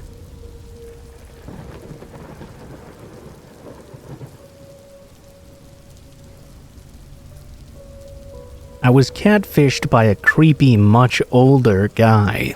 I was 17 and in the 11th grade. I didn't usually accept random requests on my Instagram, especially if we had no mutuals. I took my page off private for a while, so anyone could follow me. This is when I got a notification that the guy had started following me. The page had a normal following, not small enough to question whether it was a fake account or not. He had multiple pictures of himself, his friends, his family, all with captions and everything. His comments were off for all his posts, but that wasn't much a red flag. I did that for my account too. Immediately after following me, he went through my profile and liked all of my pictures. He was a fit, good-looking guy, so I was quite flattered. Not long after, he DM'd me, replying to a story of mine. He asked me if I was from so-and-so city, and said that he was from there too. We immediately hit it off, and DM'd non-stop for a while. It didn't feel forced at all, and we never ran out of things to talk about. Eventually, we swapped phone numbers and started texting. He told me he was studying at a really good university, which was in a city 2 hours away from where we both lived. Our talks escalated to day-to-day phone calls, which could last for hours. I sincerely started developing feelings for him, and he made it clear he felt the same for me. We would talk about our deepest insecurities, our pasts, what we wanted our futures to look like. It had been about 2 months of talking, and I was undeniably eager to meet up in person. He would tell me he was coming to visit on the weekend, but would always come up with some excuse as to why he couldn't make it. He gave very convincing and detailed excuses, never vague, so I didn't question it. I hadn't told any friends about him until my best friend and I had a sleepover. I ended up telling her about him, showed her his profile, didn't leave out that we hadn't met yet either. Wanting to look out for me, she suggested I ask him to video chat to make sure he really was who he said before meeting up. She told me she didn't want to freak me out, but she was sure she had seen these pictures somewhere before. There's tools on Google that can be used to locate social media accounts and articles where pictures had been posted. While she was using one of those to search up his photos, I called him and asked him if he was at home and alone. I asked him if he could video chat. He couldn't make up an excuse so on the spot. He said he was home and alone but couldn't video chat because of his weak internet connection. My heart immediately sank. The possibility of this guy not being who he said he was not so far-fetched anymore. I quickly downloaded WhatsApp because I remembered him telling me he spoke to his parents on it. Before doing that though, my friend showed me the results she'd found, which devastated me to my core. The person in the pictures was actually a French model of some sort. We found the exact pictures the guy had used on his profile, an actual verified Instagram account. My devastation turned into anger, then into absolute disgust. I saw his actual profile picture on WhatsApp. He was evidently much older than he claimed to be, probably in his 30s, and a completely different race than what he portrayed. He'd lied about being a university student. He'd lied about basically everything. I wanted to crawl into a hole and die. I started to sob and confronted him on WhatsApp. He went on to explain how he came across my profile randomly and desperately wanted to have me. He said he knew I wouldn't be interested in who he actually was and wouldn't be attracted to him, so he used a fake account to try and get me. He said he came close to coming clean multiple times but was afraid of how I would react. He said even though his persona was fake, everything else was genuine. Turns out he was a 31-year-old mechanic, living with his parents.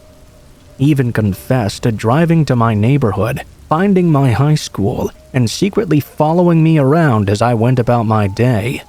I blocked him, and he quickly started texting my number from other sources, begging me not to block those too, and to give him a chance to explain things face to face. Obviously, I blocked him on everything, feeling absolutely heartbroken and betrayed. I spent months of my life daydreaming and fantasizing about how it would be like when we finally met in person, and where it would go from there. I grew genuine feelings for him, and even considered applying for the same university he was supposedly going to. I got over it eventually, but I'd definitely grown to be very paranoid and distrusting when it comes to anyone online. I'm happily married now, but I wonder what would have happened if he and I had really met in person. What were the consequences I would have faced for being so naive and oblivious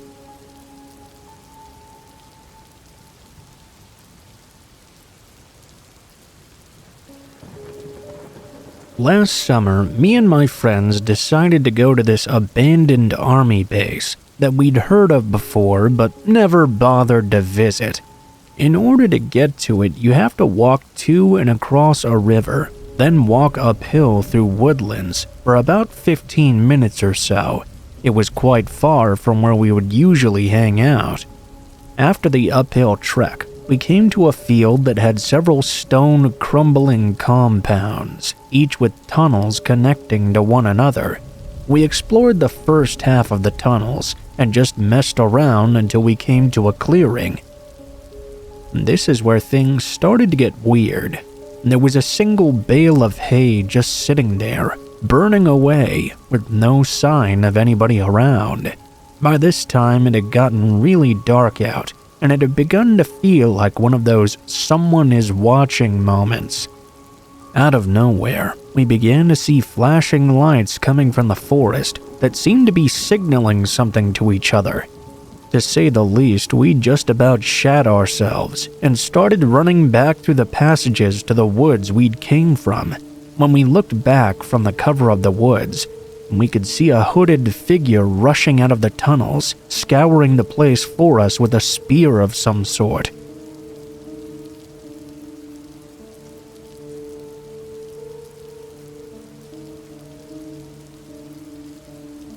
About a year ago, I was living with one of my mates.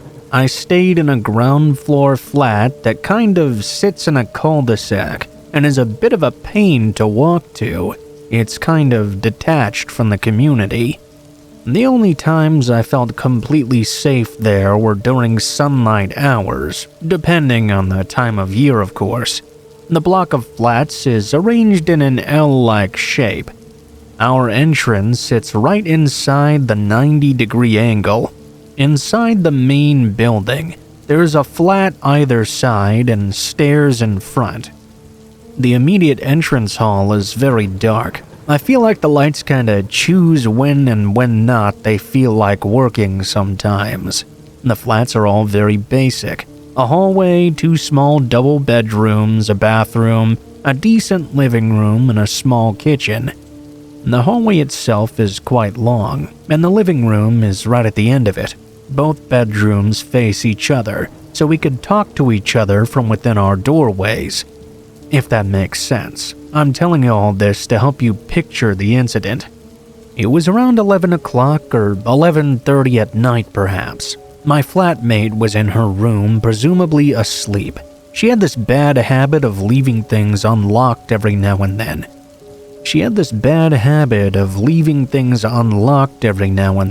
I always have to get up and make sure everything is locked up before I head off to sleep. But she'd gotten better about it, and normally at least had the chain on the door if she'd forgotten the main lock. She always went to bed pretty early, so I didn't really mind having to do this. I was in the living room and decided to grab a pint of water before heading to bed myself. I went into the kitchen, which was attached to the living room. I switched on the kitchen light and filled up a glass. The car park in front of our flat was very dark, and I remember this eerie feeling coming over me. I couldn't quite say why. I just felt like something was really off here, the kind of feeling you get when you switch the light off and feel the need to run up the stairs. Anyway, I took a couple sips and filled the glass a little more, then went to head out of the kitchen. To my surprise, I heard the front doorbell ring. I froze. I didn't even know we had a doorbell. That tells you how many visitors we usually got. About 10 seconds passed before the letterbox was hit twice and my stomach sank. I felt trapped in the kitchen. Important to note 2 things here. If you step out of the kitchen area, it puts you in perfect line with the hallway if the living room door is open, which it was. And 2, our front door had a bloody window on it, so you could see the silhouettes of anyone outside or in. We did have a cute gray curtain across the front, but it was pretty see-through. I grabbed my phone and called my mate who was in her room, right next to the front door. "Did you hear that?" We were both wondering if we had just imagined it. We had to whisper because the walls were paper thin. You could always hear people coming and going. She crept out to her bedroom doorway, but couldn't go forward because then she'd be in direct sight of the window. I edged my way out of the kitchen, keeping flat against the wall. I sunk down to the floor, texting her now because we were closer to the door. We didn't want whoever was outside to hear us. Another thing you should note is this person must have buzzed other flats to get into the building, because they sure didn't buzz ours. I reckon they must have seen me through the kitchen window. Lying in a kind of army crawl, I could see the silhouette of a tall, bald man. He chapped the letterbox again, but just stood there. Terrified, I mouthed to my mate, "Did you remember to lock the door?" She said no. The chain wasn't on the door either. It was now or never, I supposed. I crawled as low as I could to my bedroom, grabbed my keys, and crawled over to the door. I frantically shoved the keys in and twisted, at the same time putting the chain on. It was a noisy affair, and obviously the man noticed I was there now. As I desperately tried to twist the crappy old-school key into the lock, I finally got it. I was terrified to stand up. My mate poked her head out of her room to see if he wasn't there anymore. She was kind of half-stoned, so she kind of fell asleep and went back to bed. But something was nagging at me, though, really badly. Remember how I said you could easily hear people coming and going? Well, it was really quiet, and not once did either of us hear the building's main door open or close. This was someone who was from our building. We had one person across from us, two people above us, and two above them. Two of those flats were students. Our neighbor was a 98-year-old woman. It was a couple with a short, long-haired and chill guy, so nobody we knew lived there matched the frame of the man in our flat window. I stayed up until I couldn't anymore, keeping my room door shut and keeping my hockey stick next to my bed. I realized about a month after this that the service button to the front main building was broken, and anybody could come right in if they pressed it. If they were very quiet, you wouldn't even know they had slipped inside. I think the person must have saw me in the kitchen in the light and thought to try their luck that night. It easily could have been a different story had I not managed to lock the door in time. Always lock your doors, heck, double lock even, no matter how safe you reckon your area is. We have no idea to this day who that man was, nor why he was there. Obviously, we never saw him again, and we never heard anyone use our doorbell again.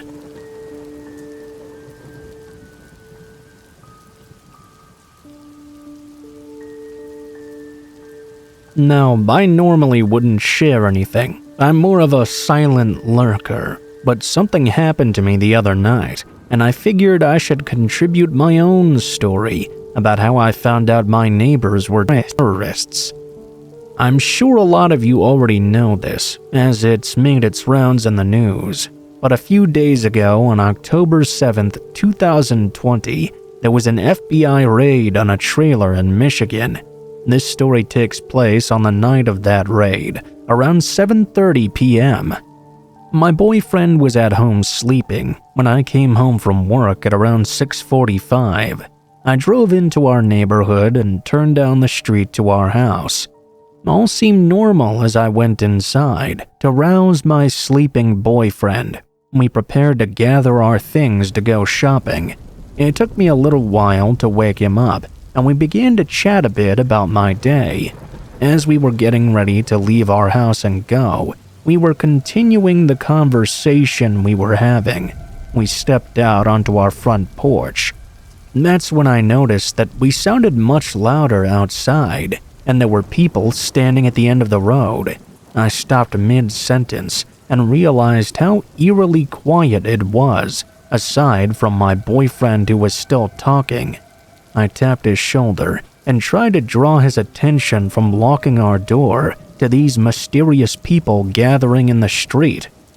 We took a look around and noticed a police car on the other end just barely in view. There were two officers speaking to some men beside a large SUV. The SUV was a state car that was parked sideways and blocking the road. Initially, I took this as a sign that a mild neighborhood scuffle must have occurred and someone had called the police. It was a noteworthy thing, but not too uncommon for a mobile home park. We proceeded to our car, and I commented somewhat irritated that they'd better move the police car soon, as they were really blocking traffic. As we made our way out our driveway, another car turned down our street and headed up the road toward the police car. This gave us the confidence we needed as sheep to follow someone else toward the confrontation. As we slowly crawled up the street in our car, we watched the car in front of us stop and turn at a road that had been left unblocked, just in front of the police. We moved to this area somewhat recently and hadn't learned the ins and outs of every street yet. Unfortunately, that street was a dead end. As we rounded the corner to the dead-end street, I caught even more glimpses of police, and my irritation immediately melted into confusion and fear. I noticed they were all packing assault rifles and various weapons. It dawned on me as we made our way toward the end of the road that whatever the police they were doing here, it wasn't because of some small neighborly fight. I felt my anxiety rising. I started rambling about how they had guns, and why would they have so many weapons outside our house? As we turned the car around and came back upon the police blockade, they motioned silently for us to go back towards our house. We did so. We wanted to leave our neighborhood and find out what the hell was going on. We passed our house and turned down a different road, trying to go around. As we rounded the street, we were immediately greeted with more police and more armed men, this time people in full military uniform. I think my jaw dropped to the floor as the men approached our car. I really started freaking out at this point. I told my boyfriend to turn around and get us the hell out of there. As we turned around, I noticed out the passenger window that there was someone in handcuffs by the side of the house. He was looking right at us. I felt really sick. When we turned around, we finally found a road that led us out of the park and onto the main road. We got to the grocery store and recounted what just happened. It took me an hour to finally stop shaking and process everything. We thought it was crazy, sure, but assumed it was some kind of high-profile drug raid perhaps. We found out the next day, when the news broke, that there were multiple people arrested in a thwarted plot to kidnap the state governor. The raid had taken place right as we were leaving our house, and our dumbasses had no idea. The second time we pulled up on the police blockade, it was right outside the house the raid had taken place at. It made me really stop and reconsider everything that happened that night, and how suspicious we must have come across. I've had to come to terms with the fact that I lived right down the street from some domestic terrorists. I've made a point of figuring out multiple routes through our new neighborhood, because I realized just how dangerous this could be in a more immediate emergency. I don't even want to think about what could have happened if they weren't stopped, and how much crazier that altercation could have been just down the street.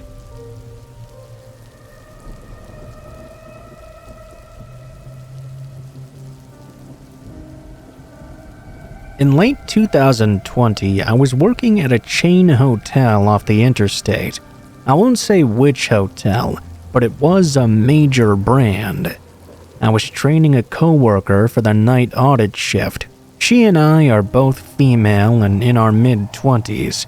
Around 3 a.m., after all the paperwork for the day was done, I decided to show her the different room types, starting with the largest suite up on the 3rd floor. Upon arriving on the 3rd floor, we got off the elevator and started walking down the hall. We noticed a man who was sweating profusely, just standing in the doorway of his room. He definitely seemed intoxicated at the very least. We walked by, greeting him as one does, and got no response at all. All of a sudden, I felt a fear that was really palpable. We got to the suite I was showing her, and as soon as the door shut behind us, I told her that guy was giving me a real weird vibe. I didn't think we should walk past him again to get back to the elevator. I suggested we instead continue down the hall to the stairs. As soon as we exited the room, we immediately noticed that not only was the man not back in his room, he was facing us and watching us. I whispered to her, "Take off your shoes. We're gonna run down the stairs and out to the parking lot, okay?" She agreed, and we took our shoes off at the top of the stairwell. We bolted down the steps and out into the lot. We entered back into the building through a different entrance and ran to the office to check the cameras. Sure enough, the man had chased down the steps after us and was now looking for us in the hallway and by the door to the parking area. We checked the reservation tied to the room number so I could inform my manager and tell them to place this person on the do not rent list. All I remember was that his name was something extraordinarily normal. So forgettable it may as well have just been John Smith or something. Jump forward to late 2021. I turn on the local news and see the very same man who chased us down the steps that night. His name was Anthony Robinson, now dubbed the shopping cart killer. He killed 2 women in Harrisonburg and 2 more that we know of in northern VA. He was known to utilize hotels to meet and then victimize women he was communicating with online, though I suppose he was not adverse to trying crimes of opportunity as well. That was my only close encounter, and definitely very scary in hindsight.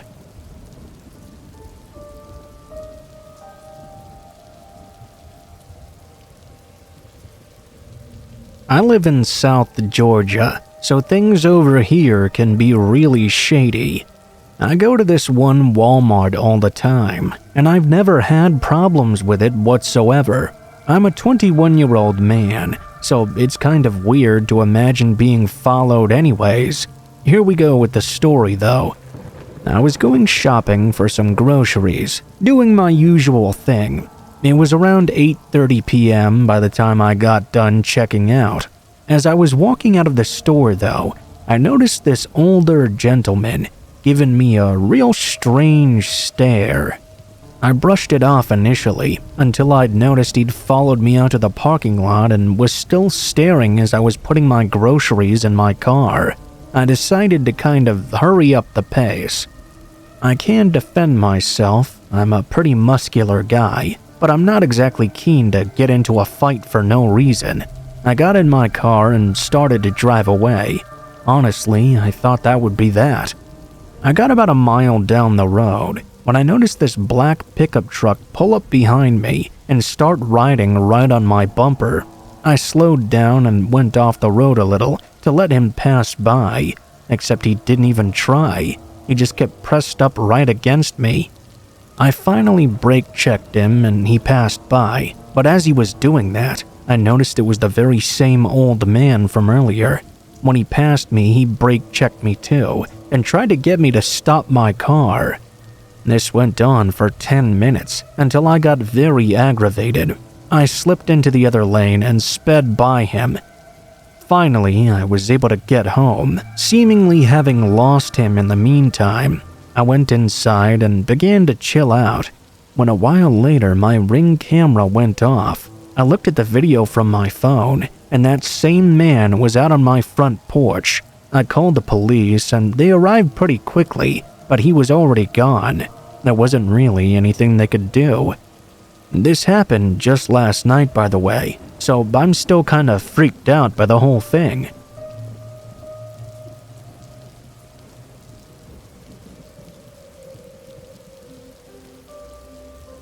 Nearly 2 years ago, my husband and I moved to a pretty safe town. We decided to have some fun while we're young and child-free, so we got an apartment downtown. Honestly, it's been super fun. It's on top of a shopping center with restaurants, boutiques, a theater. There's all sorts of stuff to do. We've had a blast living here, and it's always felt like a very safe area. I like to go on walks myself. Since the area is so busy, I've always just walked here when I'm alone. I go on a walk about every other day, less so in the winter. Anyway, for these past 2 years, I'd been seeing this older man, always sitting in the shopping center. He always gave me a real bad feeling, so if I came upon him, I tried to divert my path. Still, the man had never done anything personally to me, so I felt a bit bad for judging him. Maybe I'm just paranoid, I thought to myself. Maybe he's old and lonely and just wants to be out around other people. Well, the other night I heard there was a shooting in the shopping center. It was around 10 o'clock at night. I never go out that late by myself, so I didn't even know about this until the next morning. It turns out that very same older man had attempted to abduct a woman in the shopping center at gunpoint. He assaulted her and tried to drive away with her. Her husband drove after them and thankfully managed to shoot the guy. She was rescued and the man was taken to jail. He admitted to the police that he had been observing the woman near the shopping center to pick out victims. I can't tell you how many times in the past 2 years I saw that man watching me. How many times I felt guilty for feeling uncomfortable around him. How many times I was right in his path. How many times he sought me out as his target. I guess I was just lucky in the end. Always trust your gut.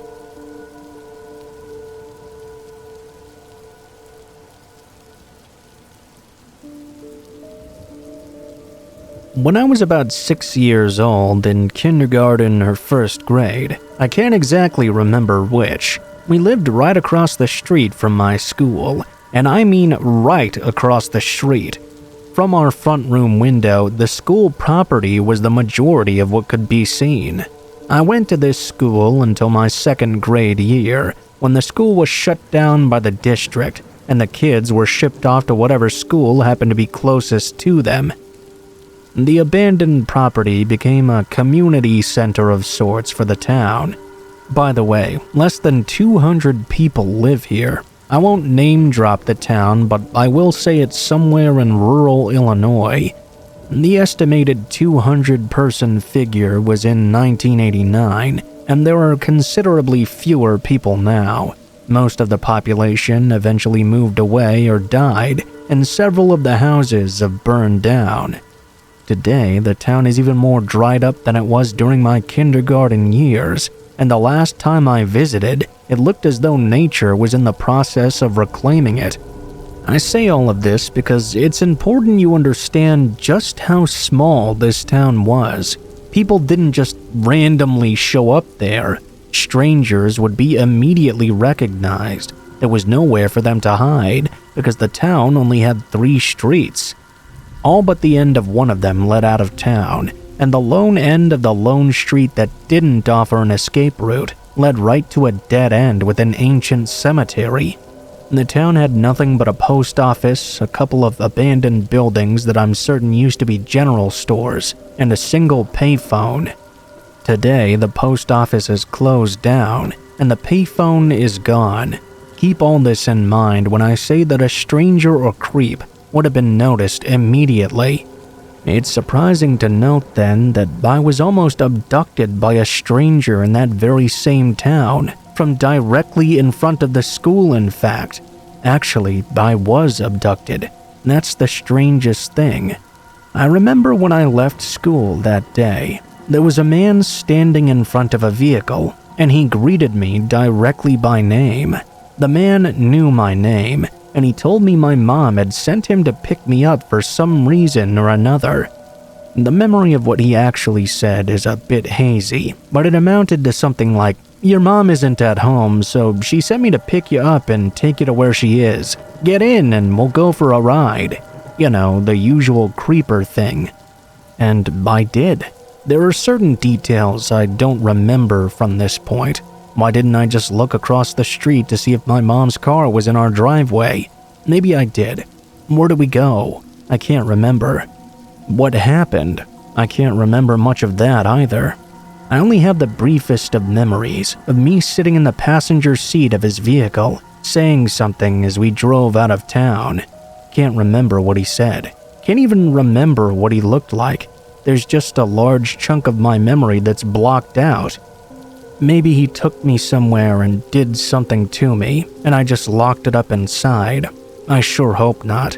I hope he was some aspiring kidnapper with a conscience who couldn't accept the enormity of the sin he was about to commit, because eventually he just took me back home. I hope that nothing bad happened to me, that my lack of memory is more due to the entire sequence of events being so uneventful that my developing little brain felt no need to keep it in storage.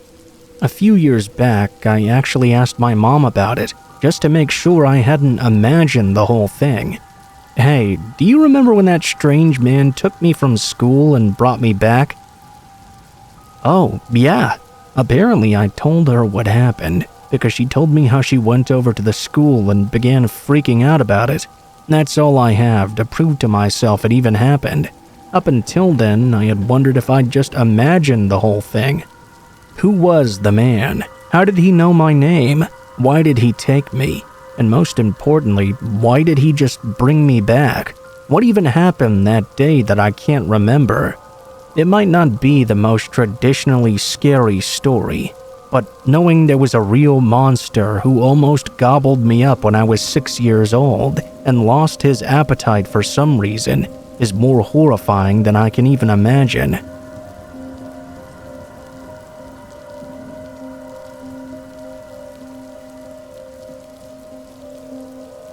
This haunts me even now, and when I think back, my blood runs a little cold. This was around 2006 or 2007, when I was around 12 or so. My best friend and I lived about 10 minutes apart, and we used to walk it all the time, together and apart. Our neighborhood was safe, and much like a suburb. We'd been hanging out one afternoon at my house, and it was time for her to go home. It was about 5 p.m. and was still summertime, so there was still light out. We left to walk to her house, and then I would walk back home alone. It was one long straight road between our houses, and quite a steep hill which curved to the right. Her house was a few houses in at the top. It was a very residential area, and there were many houses on both sides of the road. We left my house and chatted as we walked. We walked past an alleyway, which was fine. We used to walk to school down there and didn't notice anything weird. We made our way through a bunch of overhanging trees, and again, nothing weird so far. We were now at the bottom of the hill and about to start walking up.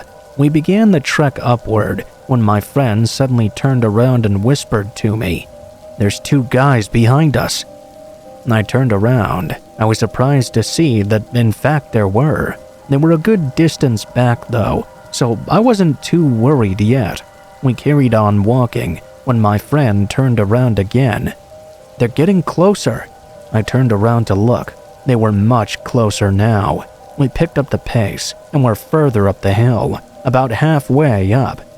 The next part happened so quickly. My friend turned around and I did too. Both the men put balaclavas over their faces and started to run towards us. My friend and I started running for our lives. We could hear them chasing behind us, getting closer and closer. I've never felt that rush of adrenaline since, and never run so fast either. Like I said before, my friend lived at the top of the hill, so all we needed to do was get to her house. We ran around the corner and arrived, hammering on the door as her mom was home.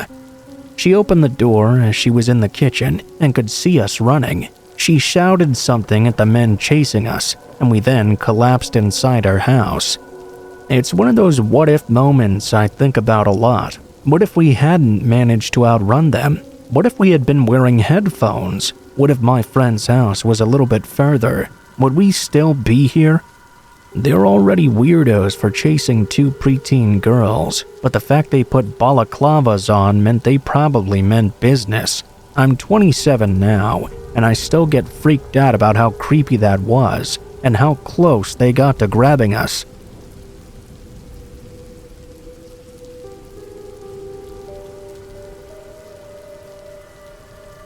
So this is the story of a mysterious key, Waldo, and a gaggle of middle school students. In middle school, we went on a trip to Washington, D.C. It was a fantastic and quite different experience from Oregon. The malls especially. We were in this really nice mall eating in the food court when I saw two darkly dressed men standing near the elevator. It's been years, but I remember them saying something along the lines of, "The key to the thing at the place with the stuff is under one of the chairs there. It has a broken hairband attached to it." I just thought it was weird as they walked away, but later when I pushed my chair in after eating, my heart just about stopped. I noticed that sitting there on the floor was a shiny silver key with a broken hair tie attached to it.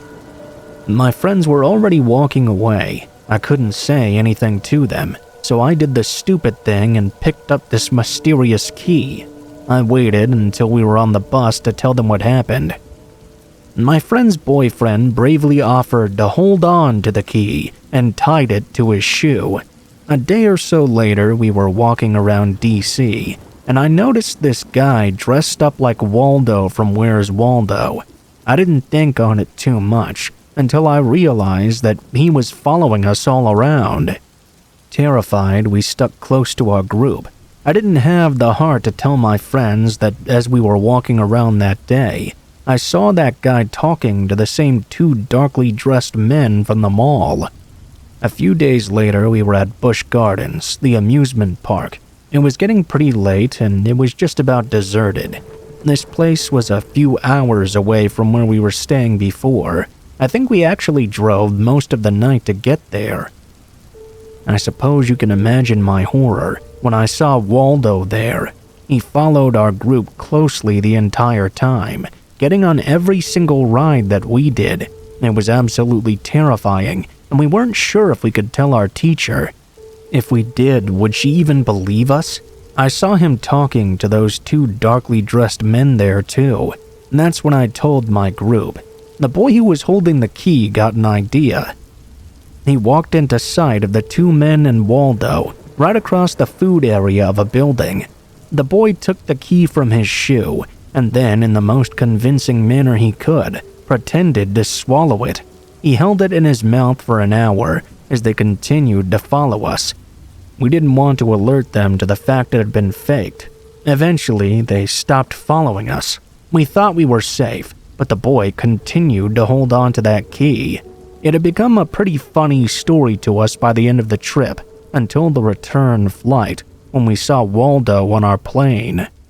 Luckily, we never did see him again after. The boy still has that key, and to this very day, 5 years later, I'm terrified something will happen to him because of his possession of it.